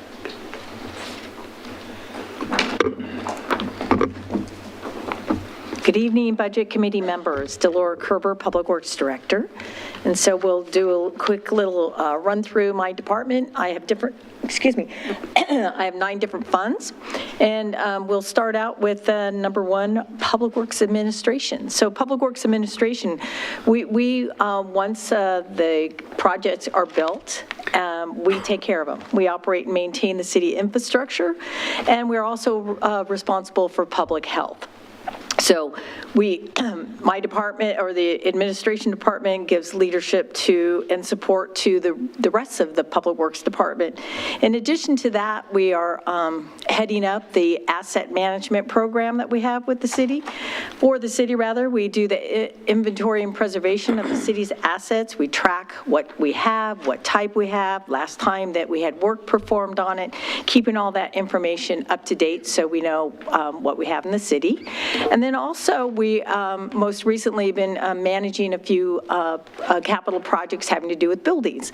And the biggest one right now is the Public Works Complex, and you see there's a photo there. We're about 9 months into a 16-month project, and if you drive by, it's over on Boberg Road, they're making fast progress every day. The administration building that you see here has a roof on it, and then the concrete slab right behind it is the warehouse, and it actually has the support structures up as of today. Additionally, Zach touched on the fact that we'll be managing the removal of the Kiva building, which is a rarity. Be kind of fun, take something down.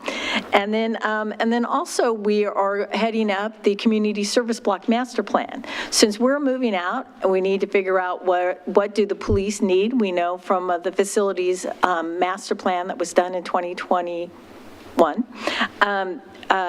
actually 22. Sorry about that. 22 is that the police facilities are inadequate for them. So we're going to be doing a needs assessment and a gap analysis for the police department, as well as for the Parks and Rec administrative department and services. And so looking at that we'll be coming up with a master plan for that corner parcel. Next one. The other thing in the Public Works Administration purview is emergency preparedness or emergency management. Just recently, the council had identified a couple of goals 6.1 and 6.2, having to do with making sure that the community is up to, we engage with the community to help them better prepare for emergencies, of which we are continuing to do through newsletters and posting on the city website, and then also having an emergency preparedness fair. We will be having another one again this year. In addition, we also are doing education and preparation of our staff for when an emergency occurs, and preparing the various documents that you would want to have on hand in case there is an emergency, such as the operations plan, looking at the inclement weather plan, and such. Next. All right, so facilities and grounds. This is one, the facilities department maintains over 41 public buildings, and we also take care of the inner workings of those 2 interactive water features that everybody loves, especially when it gets hot.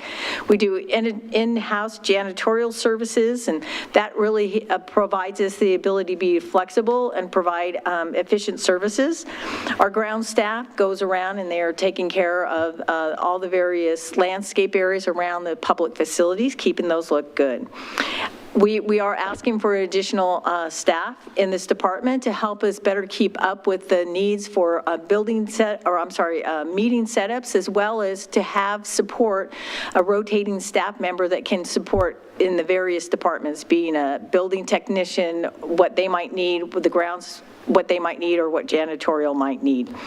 And then with that, so next.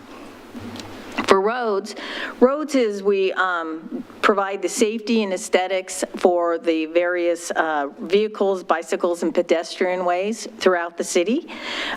There's over 86 center lane miles that we maintain out there. We take care of the striping and pavement. We take care of the roadside maintenance, sign repair, replacement. We also do pavement repair, and we've been really struggling this last year with a lot of potholes that are showing up, especially out at Day Road. And so we are asking for an asphalt truck, which would be able to take on hot asphalt mix, which is better. Right now, we just do a little bagged cold mix, which works for a while, but then it peels away. And so we believe that with this new equipment, that will give us better flexibility in which to take care of maintenance, repairs, and pothole replacements. We also, this department also does the annual holiday decorations. Next. Excuse me, Chair, I have a question. Thank you, Ms. Kerber. On the potholes. Yes. We love to talk about potholes. We do. But with this truck, I mean, I understand that that's a good way to keep up with this. What is the calendar or the outlook for getting that street replaced? Which street? Day Road, or the concrete, the pothole forming.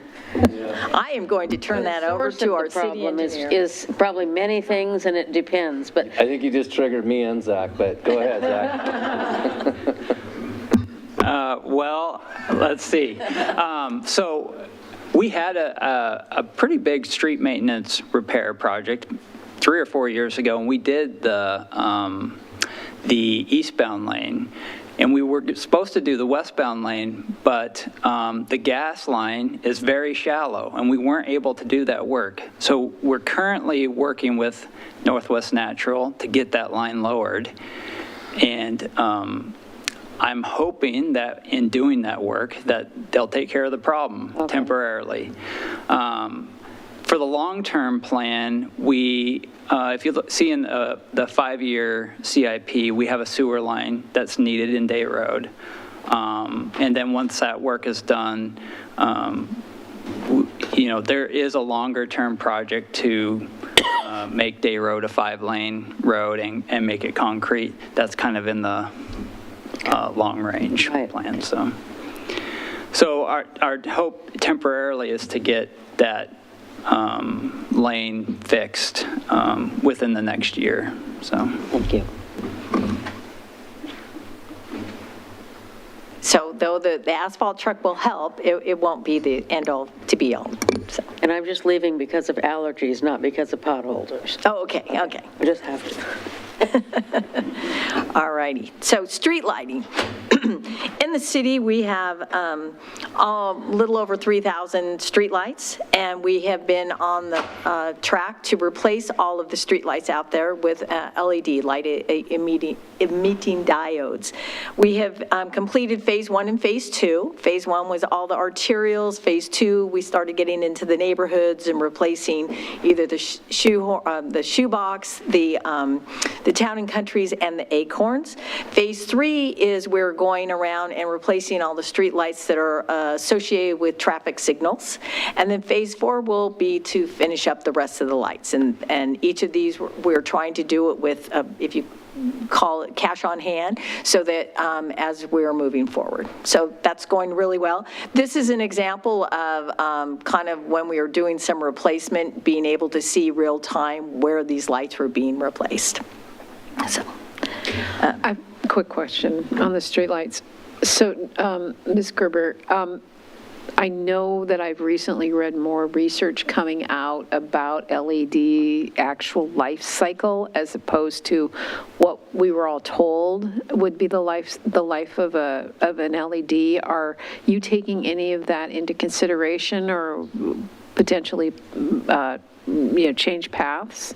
Because I know LEDs are significantly more expensive, correct? I don't know if they're necessarily significantly more expensive. So I will tell you, we're trying not to replace the newest lights, such as the lights in Villebois. They will come last. The lights that are going into Frog Pond already are turning into LED.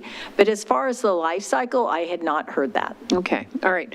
I think there's something we may want to continue to watch, but Okay, yeah. Thank you. Yeah. All righty. So next, So the water system. So this is, we provide the city, the community members with safe water, and through both of our treatment and our distribution system. We comply with all the regulations of the Oregon Health Authority Drinking Water Program. We do much testing, daily, weekly, monthly. We also do federal testing. They have unregulated contaminant monitoring, such as if you've ever heard the phrase PFAS. I couldn't tell you the acronym, what it stands for, but it has to do with like firefighting materials and such. Forever chemicals. Forever chemicals, there you go. But we are required by the federal government to do testing of both our raw water as well as our finished water, and we are in the process of that. Total production this last year in 2022, we did 1.88 billion gallons of water is how much we produce. And it was either used by our community members, or we also send water up to 5 million gallons a day to the city of Sherwood with that. So let's see, we have 4 reservoirs and we have 8 groundwaters, wells for backup that we have in our system. Next. Wastewater treatment. So once the water goes out, and it gets used, it comes back to us, so we collect it. We make sure pre-treatment is a program that we have, that we work with industries and commercial to ensure that they are not sending us any chemicals that we can't handle at our treatment plant, and or the worst one is fat, oils, and grease. We try to work with people to keep those out of the wastewater system. Comes down to our wastewater treatment plant, where we treat the water down there, and I forgot to mention that, so with the wastewater treatment plant, we work with Jacobs is the operator on our behalf. For the water plant, it is Veolia.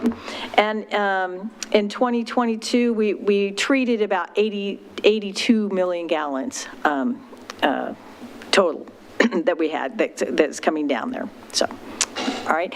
As part of that, too, I just wanted to touch base on the fact that, so earlier we were talking about management of assets. This is where we do a closed circuit TV assessment. There's the photo on the left is our truck there, our vehicle. We've been doing this, doing inspections of pipes for the last couple of years.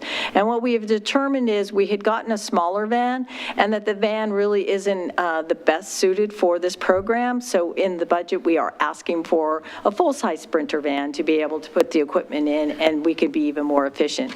It's a great program in the fact that we can be ahead of it. We can be able to look down sewer lines and storm sewer lines to be able to see what's happening down there. And I would add that the van we're currently using will be repurposed for janitorial too. That is correct, yes. Okay, next. So the last program that we have is stormwater. Here with this one is we need to comply with the requirements of the National Pollutant Discharge Elimination System, the 404, which is the stormwater permit. Again, we use the CCTV, closed circuit TV program. We also manage the street sweeping program to remove debris before it gets into the stormwater system. And we also have an Adopt a Road program that we encourage our community members to adopt a section of road and go out at least 3 times a year to pick up the various litter that might be out there. So that pretty much wraps up my departments, and I'm happy to entertain any questions. Not a question, but a comment. I have to say, as a citizen and as a resident of Wilsonville, you have probably one of the most difficult jobs in the city, because everything you do is so visible. Potholes, street lights, all of those other things. Yeah, that might be the other one. But almost got sprayed today walking to the. Did you? It is thankless in so many ways, and so many great team members. Can you talk to me a little bit about the individual that you're adding for the new FTE? For the, so the individual we're adding is for facilities, and within facilities, the staff does a great job taking care of all the various things of what you see and what you don't see within the buildings. They're taking on any structures that have to do with structure in the park. We'll take care of the mechanics of it, this building, the library, and on. And so what we find is they also come in and they do meeting setup. So, like upstairs might need to be broken into 2 different rooms in a different configuration for this room. And then also that individual will help just support various functions within that department. That's fantastic. Just thank you for all you do. I'm so glad you're getting your new building. Thanks. I will add, the new building is also driving a little bit of this too, because we still have to maintain the old building Well, and the that's new true, building. yes. So. I had a question. There's a couple points in the budget book where it talks about a department goal that's to reduce, monitor, and report on the use of toxins by the city. Can you kind of expand on what that is, how that's done, what metrics, all that? Yeah. So that would be out of our pre-treatment program, and we have a pre-treatment coordinator, and he works with the various permitted industries. We have what we call significant industrial users, and these are industries that might be working with heavy metals. They might be working with high organics or a lot of flow of water. And so he works with each of them as to the particular, and he will permit those industries. I think we have 8 currently.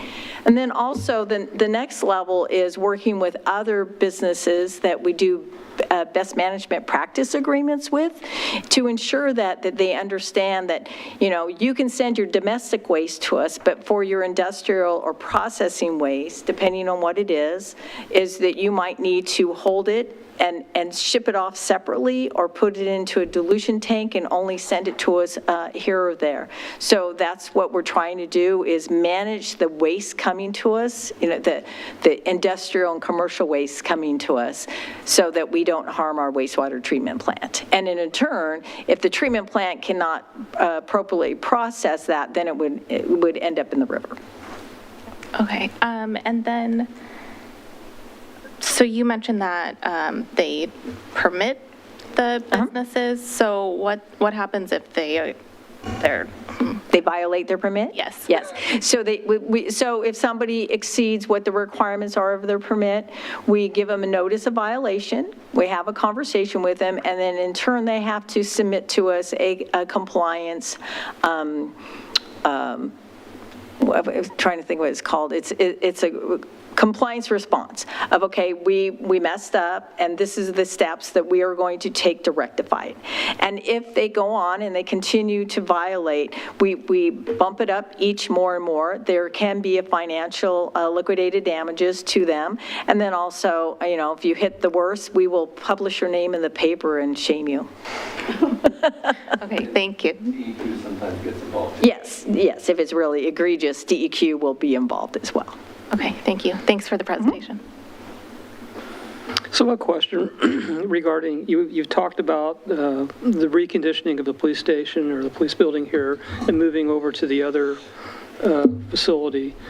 When you recondition the police building over here, and this may be a Zach question, I'm not sure who was responsible for it, does the ownership transfer to Clackamas County, or do we maintain that? No, it's our facility. We just contract the service to them, but we provide the facility. Right now, if you've never been in the quote-unquote police department. I have not. It's essentially a dungeon with no natural light, so we'll be moving them up out of the cellar into the light, into the upper floor. They might use some of the lower stuff, but we have some money in the budget to hopefully improve their living conditions significantly. Any contributions from Clackamas on that? No, it's just up to us. No, it's up to us. It's our building, it's our facility. And doesn't that also include a seismic upgrade at the same time? No. We talked about that. Okay. No, so part of it is it's twofold. So we have the community service block master plan, which is looking at the bigger vision of what should go there, right? And we don't know what that is.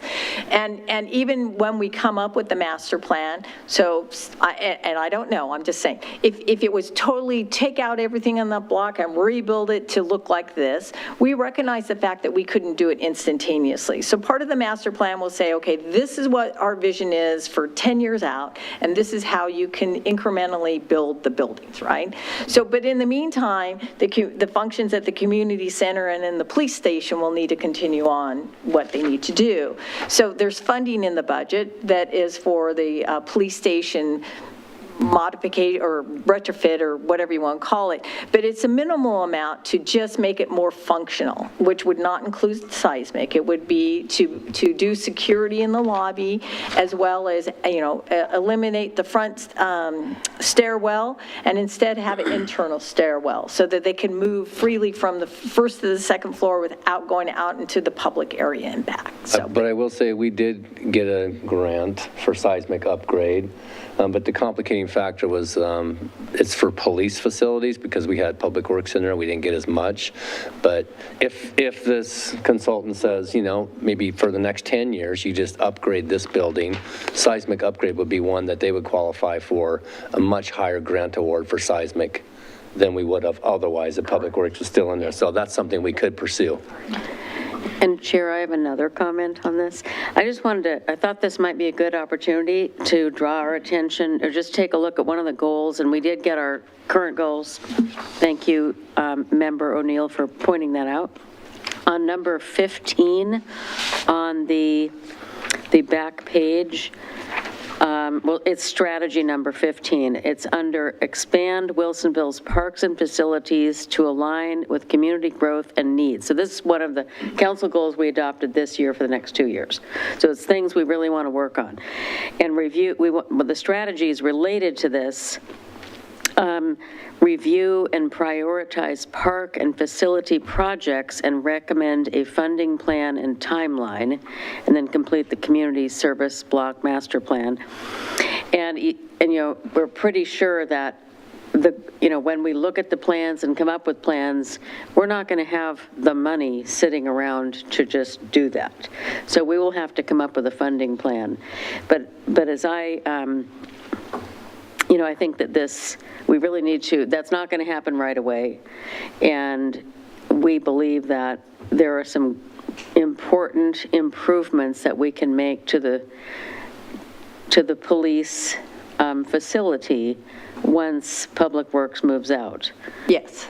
And so it's not going to be probably a really grand scale improvement, but looking at what we should have. Right. Mr. Chair, I have a question. And I don't know if it's properly directed to you. When this gets accomplished, will the police department have more room to where it might allow us to negotiate a contract of services that increases their staff, and if we need it down the road to address the growth that the mayor was commenting? One of the things that wasn't mentioned was that as part of this, I also included some money in the budget, talking to Mr. Katko a couple of weeks before we went final with the proposed, is to include some money in there to do a professional staffing survey for the department. I think it would look out 20 years. Okay. So that will be part of it. It will also be tied into if we need a new police facility, you're building a facility that will allow for the appropriate level of staffing 20 to 30 years from now. Okay. So it's all tied together. Thank you. Yep. And if I could add another reminder along those lines, look at our goals. On the other page, the first one is related to what the city manager said, improve the city's emergency preparedness and public safety. Number 4, complete a police department staffing study. So in that staffing plan, you're talking about taking it out 20 or 30 years. Is there a line of demarcation or a conversion line there where where the city would consider not contracting with the county and then basically taking on that activity as a city operation? I mean, that's something that a future council could direct a city manager to do. If you asked me that today, I would tell you that we get such great value from this contract and specialized services that if we were to try to incorporate that into a city municipal police department, you probably have to double the budget we have right now. Okay. So at some point in the future, will it make sense? Maybe when we're 50,000, I don't know, maybe. It's not something that I think would make fiscal sense right now. Okay, thank you. Yep. I'm not sure if this is a great question for now, but with the upcoming requirements to allow camping on city property, is that going to affect your department, your budget, your staff? Is that Yes. being- Yes, and yes. Yes, it will actually, in our facilities department, they will be the one, and I believe we included some funds. There's so many unknowns right now, so we have some funds that we had put into that budget just to accommodate maintenance of the vegetation, maintenance of porta potties, garbage, et cetera, so yes. We'll know a lot more after this next fiscal, after we get through this next fiscal year. Yeah. Yeah. Is that actually allocated into this budget? Some of it we've already, we've allocated funds from this year's budget. And how much was that? About 100? What'd you say? 100,000. So that gives us a jump start on setting up that area. There's another portion that we're going to allow for people that are homeless but live in their cars behind in the City Hall parking lot. So we'll have some minor improvements and adjustments to make back there. So in terms of trying to figure out what the budgetary impacts are going to be, it's just a guess at this point. The goal is, though, I will say, because the mayor will want me to say this. Yes, thank you. The goal is to have interactions with folks that are living, either in their cars or in tents, and to get them into services, because there's just a load of money now with the supportive services grant and the metro housing grant that flows to the counties. They're staffing up, so there's really, from what I've been told and what I've heard, is that there's really no reason. If anybody wants to get into housing, it's there. So the goal is that we would have those conversations on a daily basis. And I will tell you that if you talk to our chief, Rob Werps, our homeless population has been consistent since COVID. It's been like between 8 to 10 people. So. Well, sorry about this, but I'm going to say something again. Go for it. Thank you. I just want to, it takes so many times and so much to get through all of the layers on this. But in 2020, the voters voted in the Supportive Housing Services Fund tax. It's a tax, basically.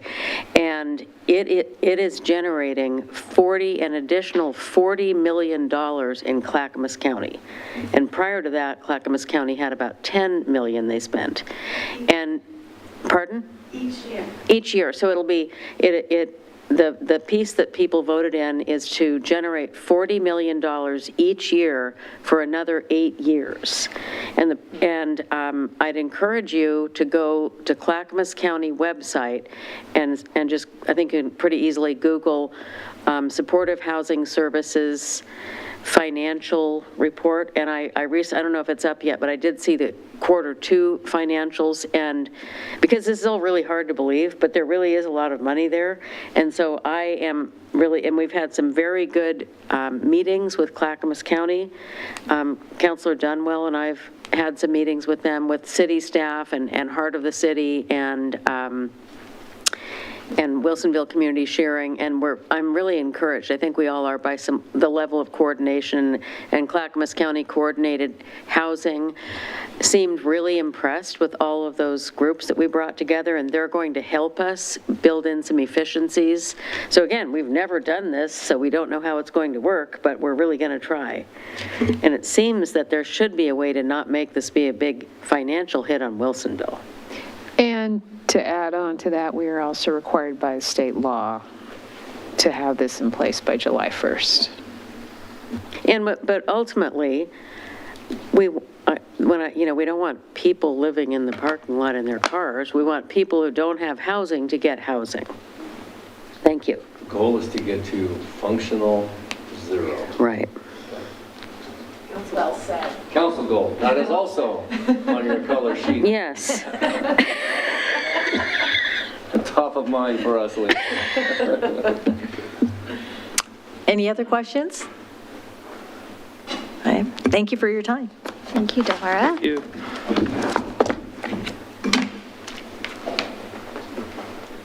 Well, the last slide was that we are celebrating Public Works. Should we take a 5 or 10 minute break? I see some folks looking like, hey, I need a break. So we'll return at 10 after. All right. It gives you a chance.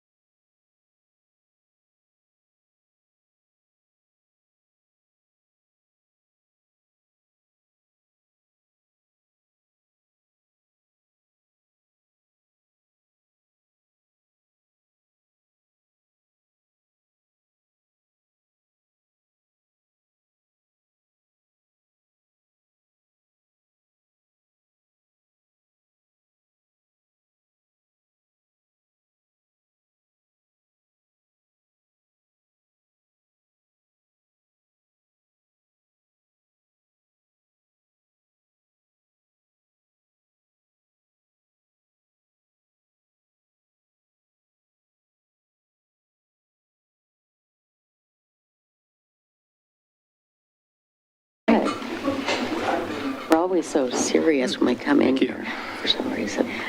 Maybe by 2:30. It's kind of like being in church.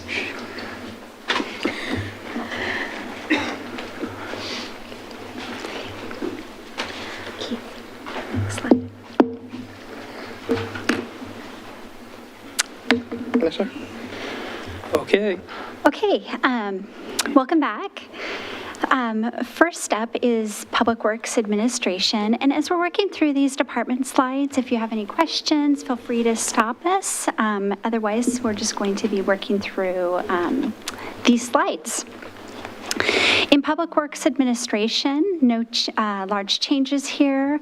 Overall, only a 2% increase from prior year. In total, bringing them from a fiscal year 22-23 amended budget of $965,000 to a fiscal year 23-24 proposed budget of $988,000. No change in FTE. Keith, next slide. Just a moment while we get our clicker here to work. Facilities. Material and services includes increases to the operating budget for compliance of camping ordinances, which we were discussing just a moment ago. Additionally, we have an ad package for one full-time facilities maintenance specialist, which Delora was speaking to as well. Included in this ad package specifically for this FTE addition are additional supplies and equipment, and the request also for an additional pickup truck for this FTE. Bringing them from a fiscal year 22-23 amended budget of $1.7 million and FTE of 10.75 to a fiscal year 23-24 proposed budget of $1.9 million and FTE of 11.75. Next slide. I got it, roads.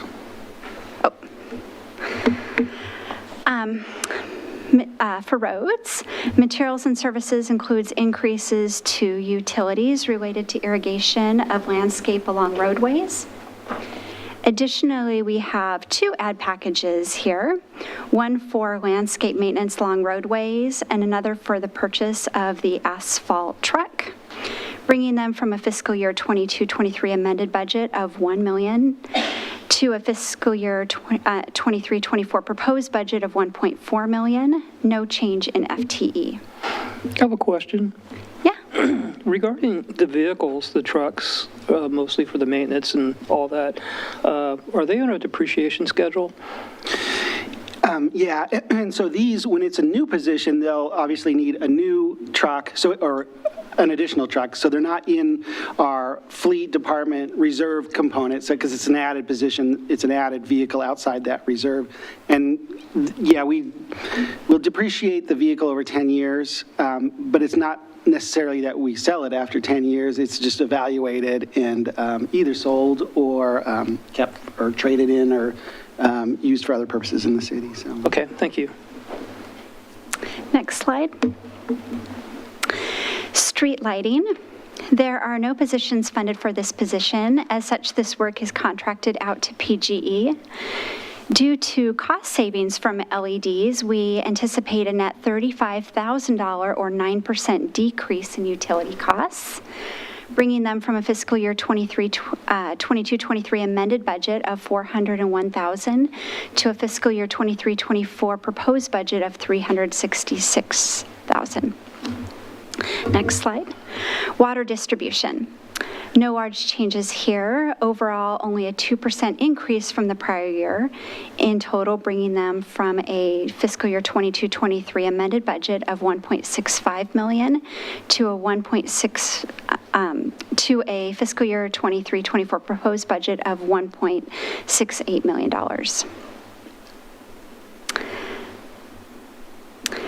Water treatment. As Delora mentioned, the water treatment plant is operated under contract by Veolia North America. Materials and services includes an increase in supplies due to the rising cost of chemicals needed to process drinking water, and annual contract increases with Veolia. Included also here are various capital outlay projects needed to maintain the plant, in total bringing them from a fiscal year 22-23 amended budget of $4.9 million to a fiscal year 23-24 proposed budget of $4.7 million. Next, wastewater treatment plant. The wastewater treatment plant is operated under contract by Jacobs. Materials and services includes annual contract increase with Jacobs and anticipated increase in electrical utility costs, bringing them from a fiscal year 22-23 amended budget of $3.2 million to a fiscal year 23-24 proposed budget of $3.3 million. Wastewater collection. No large changes here. Overall, a net 5% decrease in requirements for fiscal year 23-24, which includes an ad package for a new full-size Sprinter van to increase the operational efficiency of the existing closed-circuit television inspection program, bringing them from a fiscal year 22-23 amended budget of $1.4 million to a fiscal year 23-24 proposed budget of $1.3 million. No change in FTE. Next, stormwater. This includes no change in FTE and a net 5% decrease in requirements for fiscal year 23-24. Materials and services includes an increase in repairs and maintenance for additional work for aging infrastructure and an increase in employee development to reflect the cost of hiring and training employees, bringing them from a fiscal year 22-23 amended budget of $1.2 million to a fiscal year 23-24 proposed budget of $1.1 million.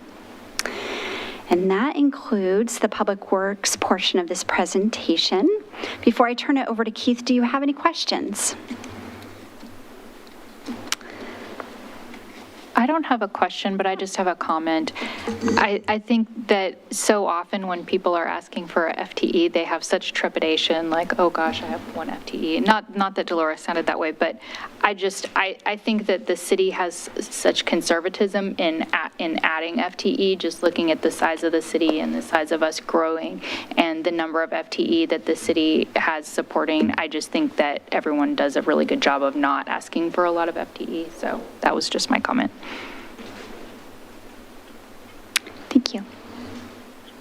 So the next program area is transportation, and that covers SMART and fleet. And one thing I just wanted to point out, in that left bottom corner, you'll see the page number reference. So if you're referencing back to your budget book for additional detail, that would be the page that the additional information of that department is there. But I'll turn it over to Mr. Brashear. Give us a little overview of what's happening budgetarily. All right. Thank you, Keith. Good evening, committee members. Dwight Brashear. I'm the transit director for SMART and Fleet. We are one department, two disciplines.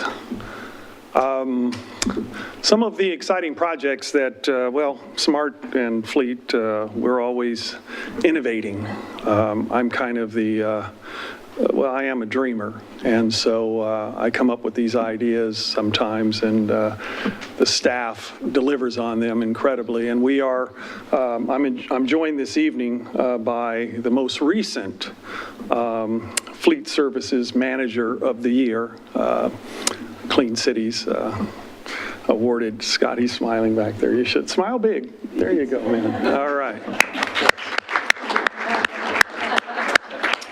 So we're always looking for innovative projects. And so one of the projects that we are currently working on and is part of our transit master plan that I hope the city council will adopt sometime in July is a service between Wilsonville and Clackamas Town Center.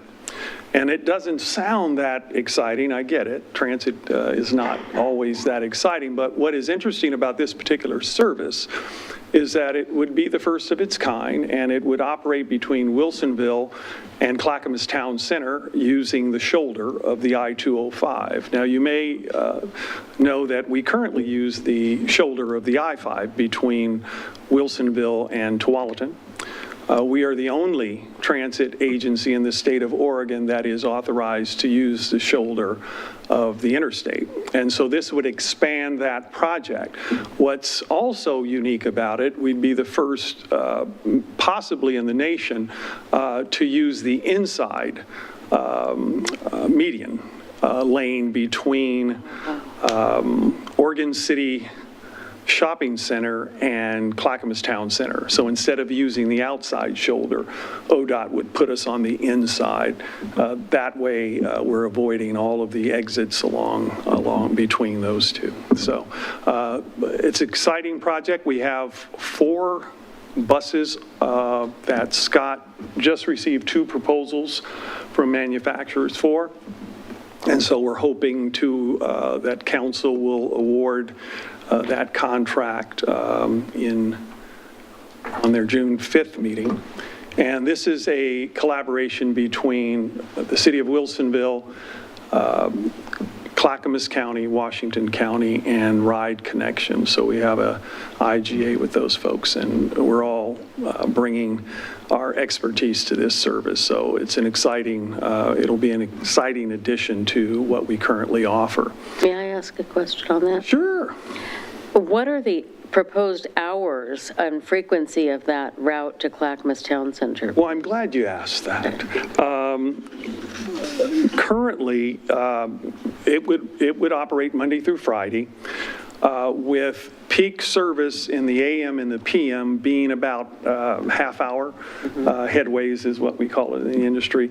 And during off-peak would be about 60 minutes. However, I just submitted information to Clackamas County at their request of how much it would cost to pretty much run that service every half hour, Monday through Friday. So I just sent that over this afternoon. So they're interested, very much interested in helping to fund that. They are helping with the purchase of at least one of the 4 vehicles that we're buying on that. So everybody's really excited about it. So the more frequent we can make it, I think the ridership will increase. And this was a project that we had in mind even before tolling. And then as tolling became part of the discussion, we were approached by ODOT and others wanting us to try to expedite this particular project. The only, I think what's slowing us down right now is working with, and I love ODOT. ODOT has been incredible on this project, is them trying to figure out how, and the cost of making the shoulders bus ready with the striping and the signage and all that. I believe the shoulder lanes between Wilsonville and Tualatin cost ODOT about $75,000. So we're probably looking at maybe 3 times that because it's a lot more shoulder. So, but it's exciting. So. Question. Yeah. Is the shoulder on the road to Clackamas Town Center going to be both directions, east and west? Oh, yes, absolutely. Okay. Yes. And the stops right now are, that we're planning are for Stafford Road. There's a high school just off of the I-205, and I've spoken with the principal. They're interested they want to build a bus turnaround there. And then 10th Street in West Lynn. West Lynn's excited about having that service.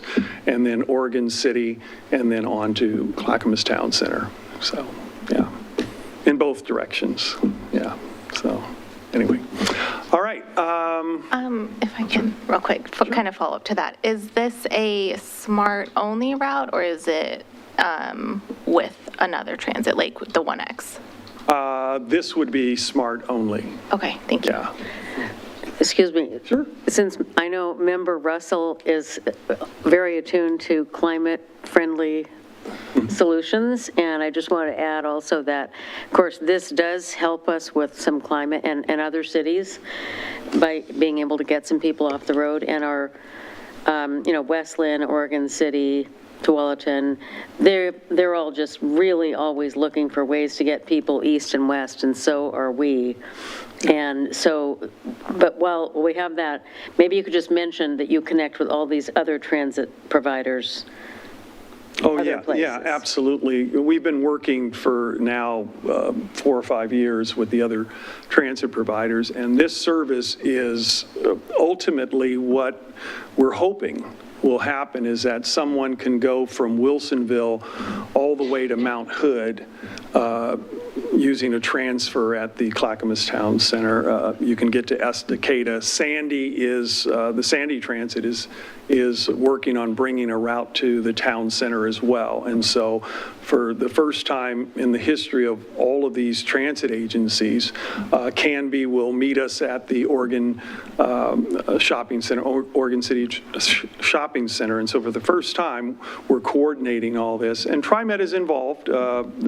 They like the idea of the shoulder being available, and so they're talking in discussions with ODOT about possibly using the shoulder as well. So, yeah.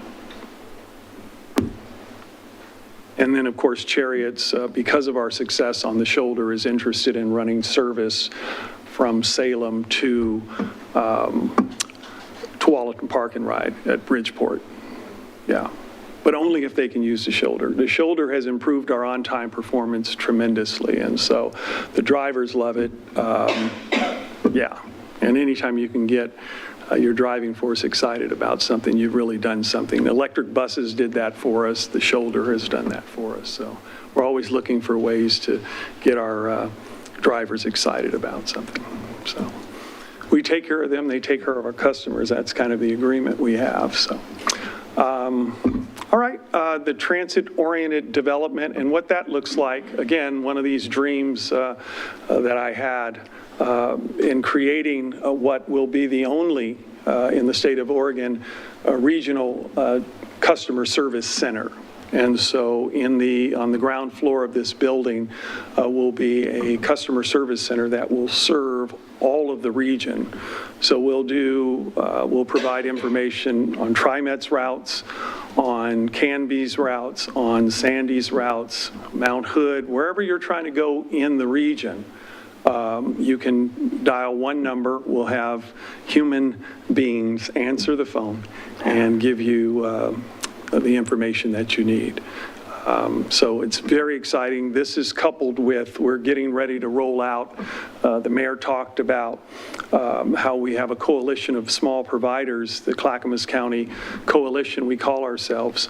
We're getting ready to roll out in June an integrated website. So for customers, it's one-stop shopping. All of our information will be on this one website. We'll still maintain our own smart website, and we have our own app. We're one of the only few transit agencies that has its own app. But for customers, and that's what we're trying to create. I had a dream of coming to Wilsonville and creating some kind of world-class transit service, and I thought about what Walt Disney said. He says, doing the impossible is fun. And that's what we've been having. It's nothing but fun, because all of these things that we're talking about, that we'll talk about, an agency our size isn't supposed to be able to do. But don't tell the staff they don't know that. And I tell them they can do anything that they put their minds to, and they have done that. And then we have the first, we received just yesterday, and I know the mayor got that information, we received a grant for battery backup for electric buses. And what that is it's on wheels. And this is an idea that Scott brought to me after coming, he went to a conference, and it's basically a mobile charging unit on wheels. You can pull it behind a truck. And if a bus is stranded or, on the lot or even in the city, this is a way that you don't have to really tow the bus. You can do a charge there at the transit center. You can, wherever you need a charge, it will charge, I think, up to 2 or 3 buses, Scott? Up to 4 buses. And what is interesting about this, the state identified this particular project as having regional significance. And what that looks like is because Wilsonville will be the only agency in the state to have such a device.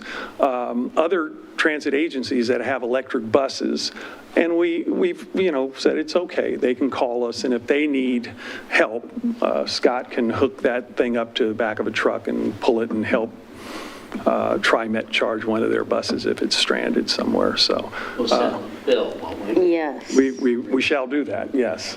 I have my book already written out for that. So anyway, it's exciting.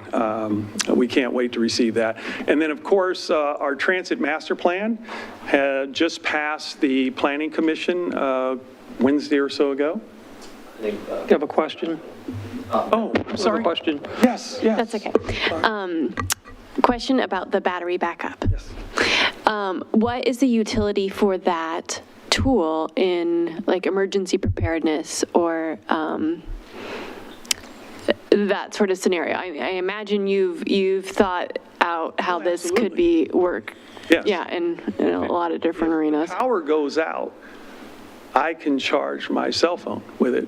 I'm just kidding. How many times can you charge yourself? Yeah. But Scott, can you come up and talk a little bit about, because he, like I said, he saw it actually at a conference and knows what it's capable of.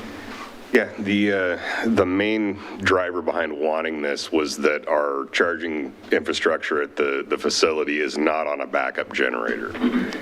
We would have had to get a 480 volt generator, huge expense. We're on a separate electrical service from the rest of the facility, so we would have had to place another generator. This is just a way that if we had one of those 1, 2, 3 day power outages, we'd still be able to charge those buses at least to a level to provide some service. So that's really the main reason I wanted to obtain it. Yeah. I have a question. So what was the cost of the battery backup device? The total cost is close to $400,000, with 80% of that coming from a grant. So, it's about an $80,000 investment for us. Excellent. Thank you. Thanks, Scott. And then our transit master, any more questions about battery backup? All right. Our transit master plan, again, just passed the Planning Commission, and it is on its way to the City Council for the first reading, I believe, in June, and then a second reading in July. And that's our 5-year plan. It's our roadmap, if you will. It's very aggressive, a lot of expansion. We're looking at a service to Woodburn with the opening of Amazon there. We think there's going to be a desire and a need for that service. We're looking to partner with Chariots on a Route 80 that actually operates between Wilsonville. Currently, they're operating it right now between Wilsonville and Kaiser Station, their transit center there. So, and it'll service Amazon. So the transit master plan is just packed full of all kind of exciting things that we're not supposed to be able to do, and we're hoping to do them all over a period of time. It's going to be very exciting. So, and this is the second master plan since I arrived. When I arrived in 2017, we were kind of in the early stages of a master plan. We've pretty much completed that when we've checked all the boxes. I think we've exceeded what we planned to do. And it's important to note that you have to have a master plan in order to qualify for funding. The federal level, state level, it has to be in a plan. They don't just accept that Dwight is a dreamer. You have to put it down on paper. So that's what the transit master plan is for us. And then speaking of paper, we have an e-paper bus stop information signs. We're hoping to come to council here in the next couple of weeks with that award, or I believe we already did, as a matter of fact. And this is a company out of Beaverton that's going to provide these 13-inch signs that will be affixed to shelters and poles that will give our customers real-time information on our buses. And so it complements, if you haven't seen our app will allow you to track a bus right down to, I mean, within feet of where that bus actually is. So, and I'm a bus rider myself. I ride every day. I didn't ride today because we're here a little late, but I ride every day to and from work. And we've got free Wi-Fi. I mean, there's just no reason for me not to ride the bus. And I want to be able to say to people, I do ride the bus, absolutely, because that's usually their question. You're the transit director. You ride the bus? I go, yes, I do. And then that usually ends the conversation right there. So I have a question. Sure. Can we go back to the last slide, please? Relative to the Clackamas Town Center and actually the overall transit master plan, remembering back a couple years in discussion, I think we started out, there was lots of discussion about light rail and all that stuff. But with the maturity of the electric vehicles and all that stuff, and is that now the more economic, beneficial route to take in mass transit? I would say yes. Yeah, I mean, absolutely. It's the easiest way to go? Well, yeah, I think if you look at what TriMet has done recently, they've set up what we call BRT, or rapid bus, along Division. It's much less expensive. I mean, you're talking, maybe $1 million to $2 million a mile versus $50 to $60 million a mile for light rail. So it is more economical. It's easier for people to swallow, and you usually don't have to try to pass a bond measure to get it paid for. So, yeah, I think it's the way. It's the way to go, and you're going to see a lot more of that. I think Metro is working with on a high-capacity transit plan, and it's just chocked full of bus rapid transit along 99W and the different corridors. Yeah, I think they're still dabbling in the Southwest Corridor plan, but it was kind of dead on arrival after the voters voted that thing down. So, yeah. Not that I mean, talking about rail, I want to focus on the existing rail we have. I like that, yes. I've been dreaming to go to Salem. So can you give me some sense in the global, prediction of when that will happen? I mean, with what we existingly have and also hours of operation and all that. Right, yeah. I think that's a wonderful thing. We have a lot of state employees that live in Wilsonville. I used to be one of those employees many years ago, and that's a great option to have. And we've talked about for a while. So is that still way down the road and dreaming, or are we getting close? Well, I think we're probably close to having a study done. There is legislation that the city of Wilsonville was responsible for that would form a committee. There would be a number of agencies and disciplines represented on this committee. I think SMART, if it goes through the way in its current draft, would have a seat on that particular committee.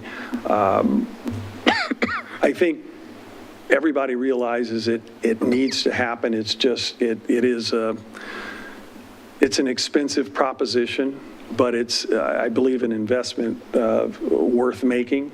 And I had a conversation with Metro as they were talking about all of these different high, capacity plans. And I said, you already have a facility.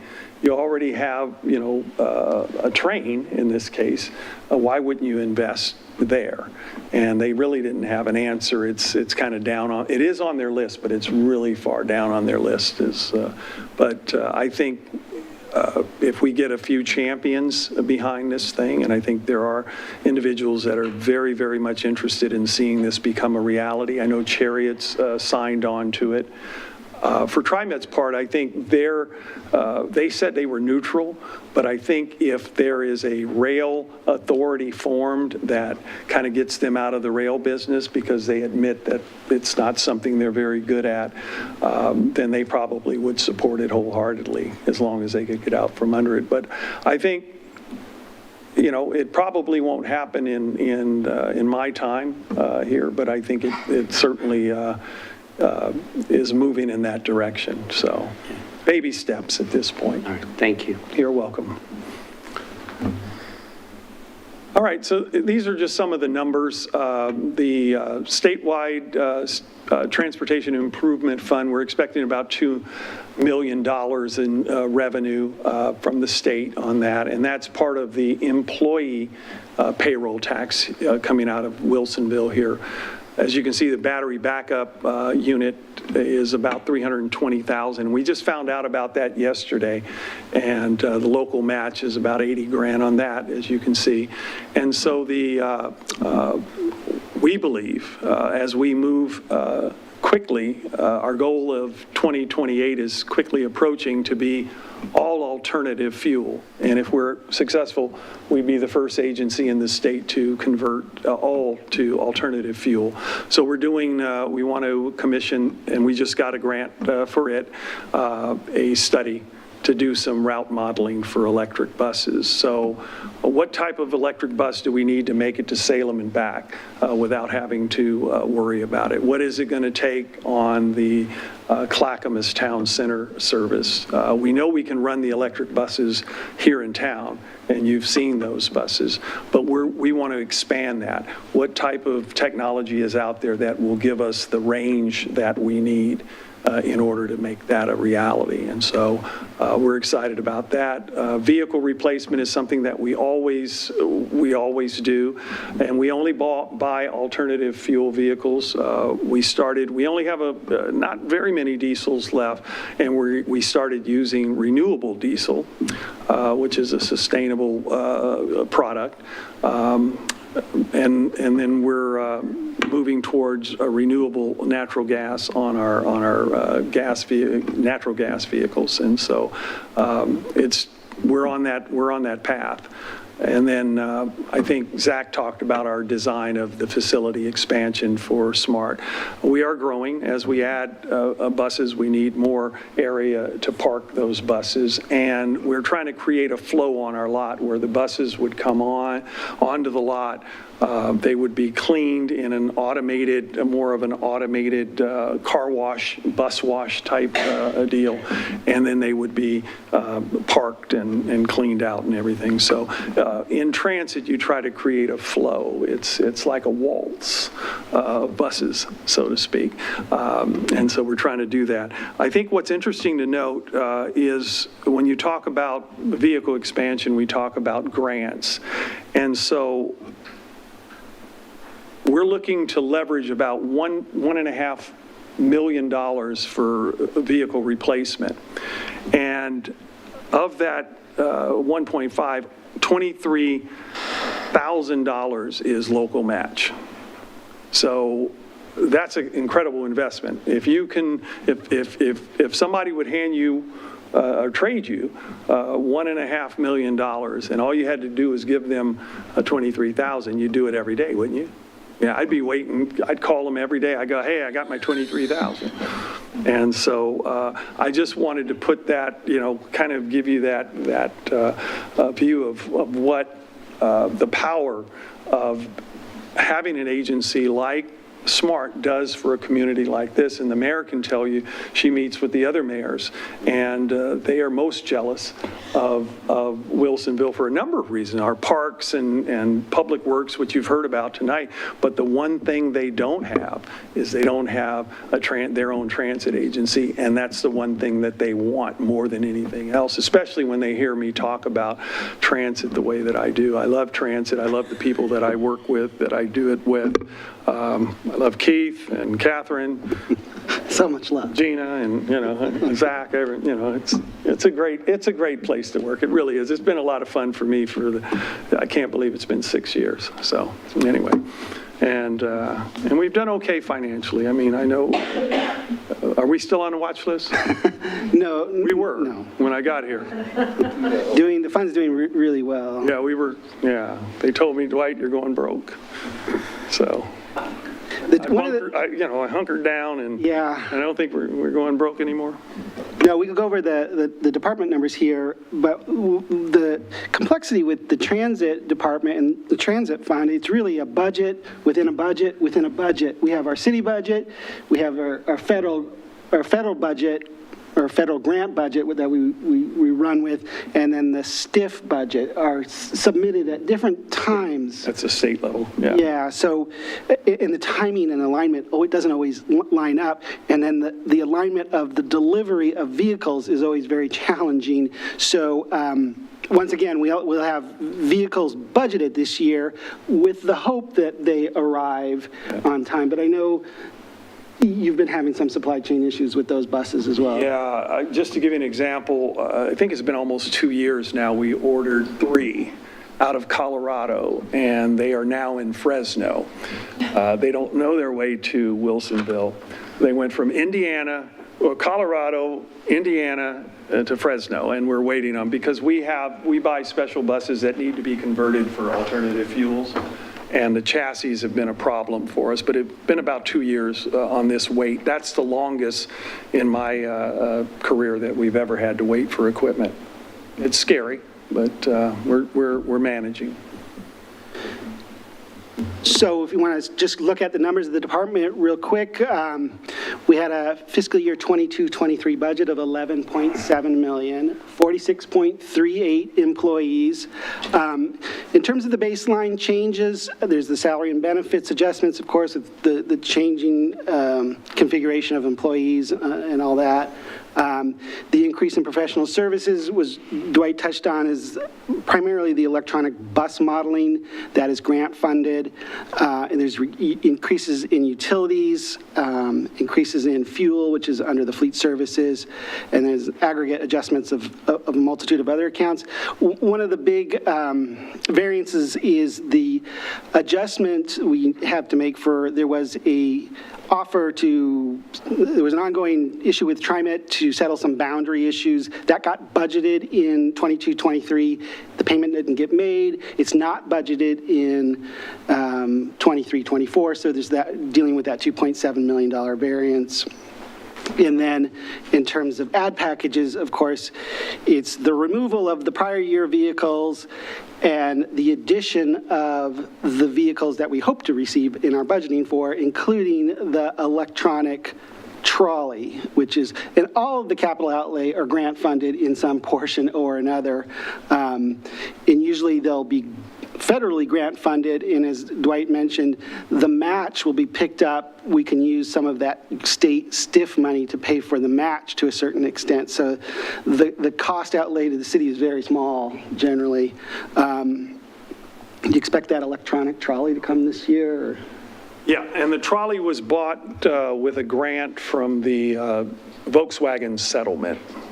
So that was a whole different, we're always looking for money. He finds all this money. Right. Yeah, so they end up with a fiscal year 23-24 budget of $10.3 million, of 45.38 employees. They did go down one employee as a TDM coordinator, as grant funded. It was no longer needed and no longer funded. It should have been taken out last year, but it wasn't filled, so it's taken out this year. So they dropped their FTE count down. And I don't know if there's any more questions or any level of... I have a few questions. On the FTEs, I know because you were talking transit drivers and things like that, if you actually broke that down a little further, do you have any percentage of those that are actually part-time versus actual FTEs? We do, but I don't have that information. Okay. Yeah. I'd be interested in that later. We'll provide that to everybody on the budget It's an committee. easy, just Okay, I going back figured to the it would office, be. yeah. And then another question for Can you. we pause for a second? You bet. Did we lose? We lost our phone line, so we gotta, kind of like city council Monday night. I thought we had a caller coming in. Welcome to Zoom. Do we need to do an ad package for IT? Followed by pound. Okay, perfect. Thank you, Cricket.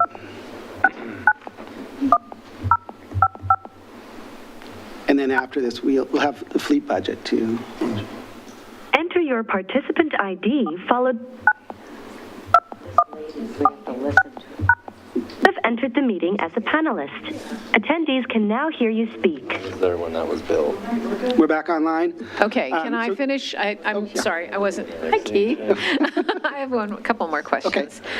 Getting into the performance measurements on the fixed route, I noticed that you have a 20% projected increase in your actual number of trips.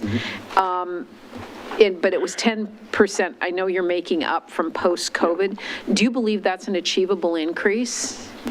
I think so, based on, if you would have asked me that, say, 8 months ago, I'd probably say no, because, we were having a very difficult time recruiting, and that really is what's driving this.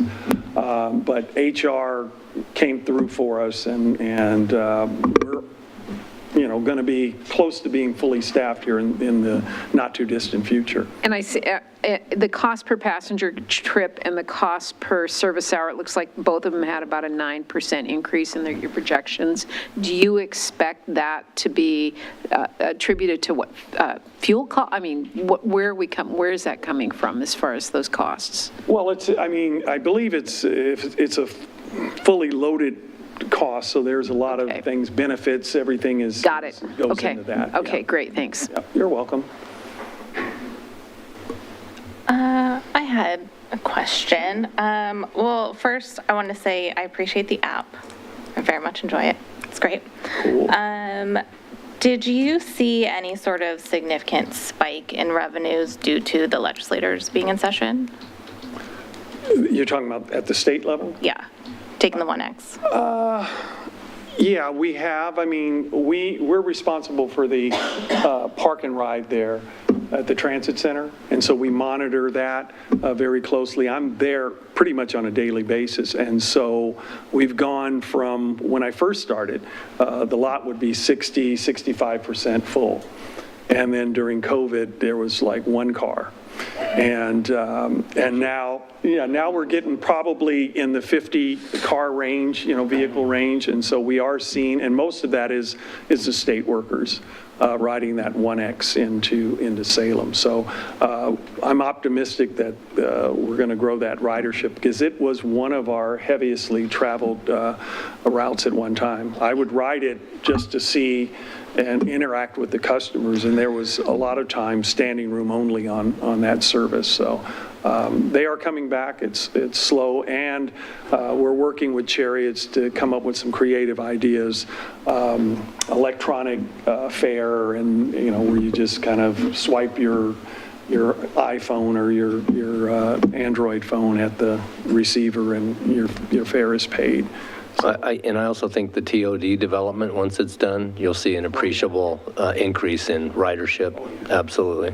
Yeah. Yeah, I know at least on the early route for the 1X, there's been like a few additional people versus our small group that's, the normal riders. Right. But I assume they're going to be gone once the legislators are out of session. Yeah. They're just required to go in now, but I don't think But I think some of the workers are now, required to go, in at least a few days a week. So we are seeing Fridays are probably the smallest ridership, because, I guess people are working Monday through Thursday. But when I walk over there on Friday, there's, maybe 10 cars versus the 50 that were there the day before. So, and we're trying, like I said, we're trying to come up with ideas to attract folks. I mean, most of our service, as you know, is free. And we do very well, with our budget, and we offer a free service, and that's what most folks can't understand. Metro, in a recent study, praised SMART over every other transit agency in the region, and the reason they praised us was we survived COVID.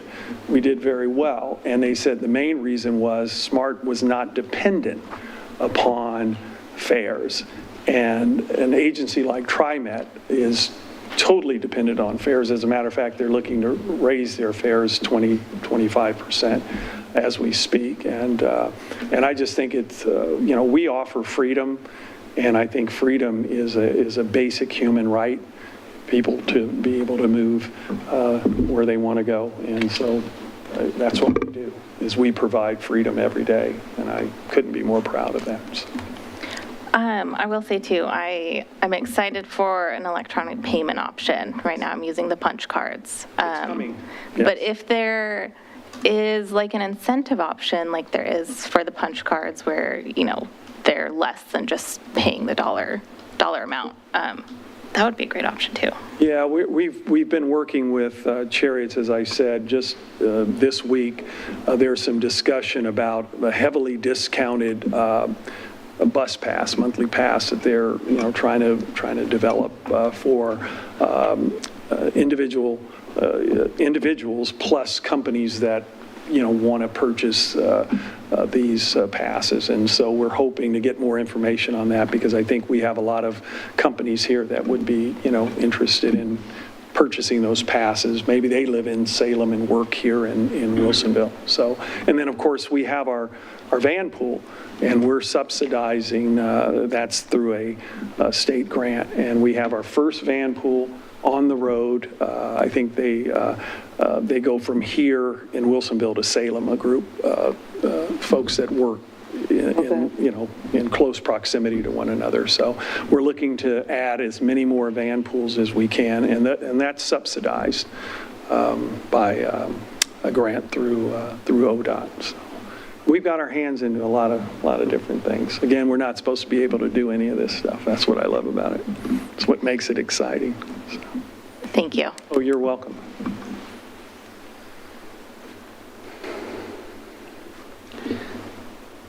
Okay, the last department we talk about tonight is our fleet department, and this is also under the transportation direction of Dwight and Scott Symington, our fleet manager. This is basically, or this is an internal service fund. So what that means is their proposed budget of $2 million is basically chopped up and allocated out to all the other departments, the majority of which transit picks up because they're the heaviest user of fleet services, and it's allocated out to all the other departments based on their number of vehicles or in the equipment. The city actually, in the fleet department, services a lot of equipment in addition to vehicles.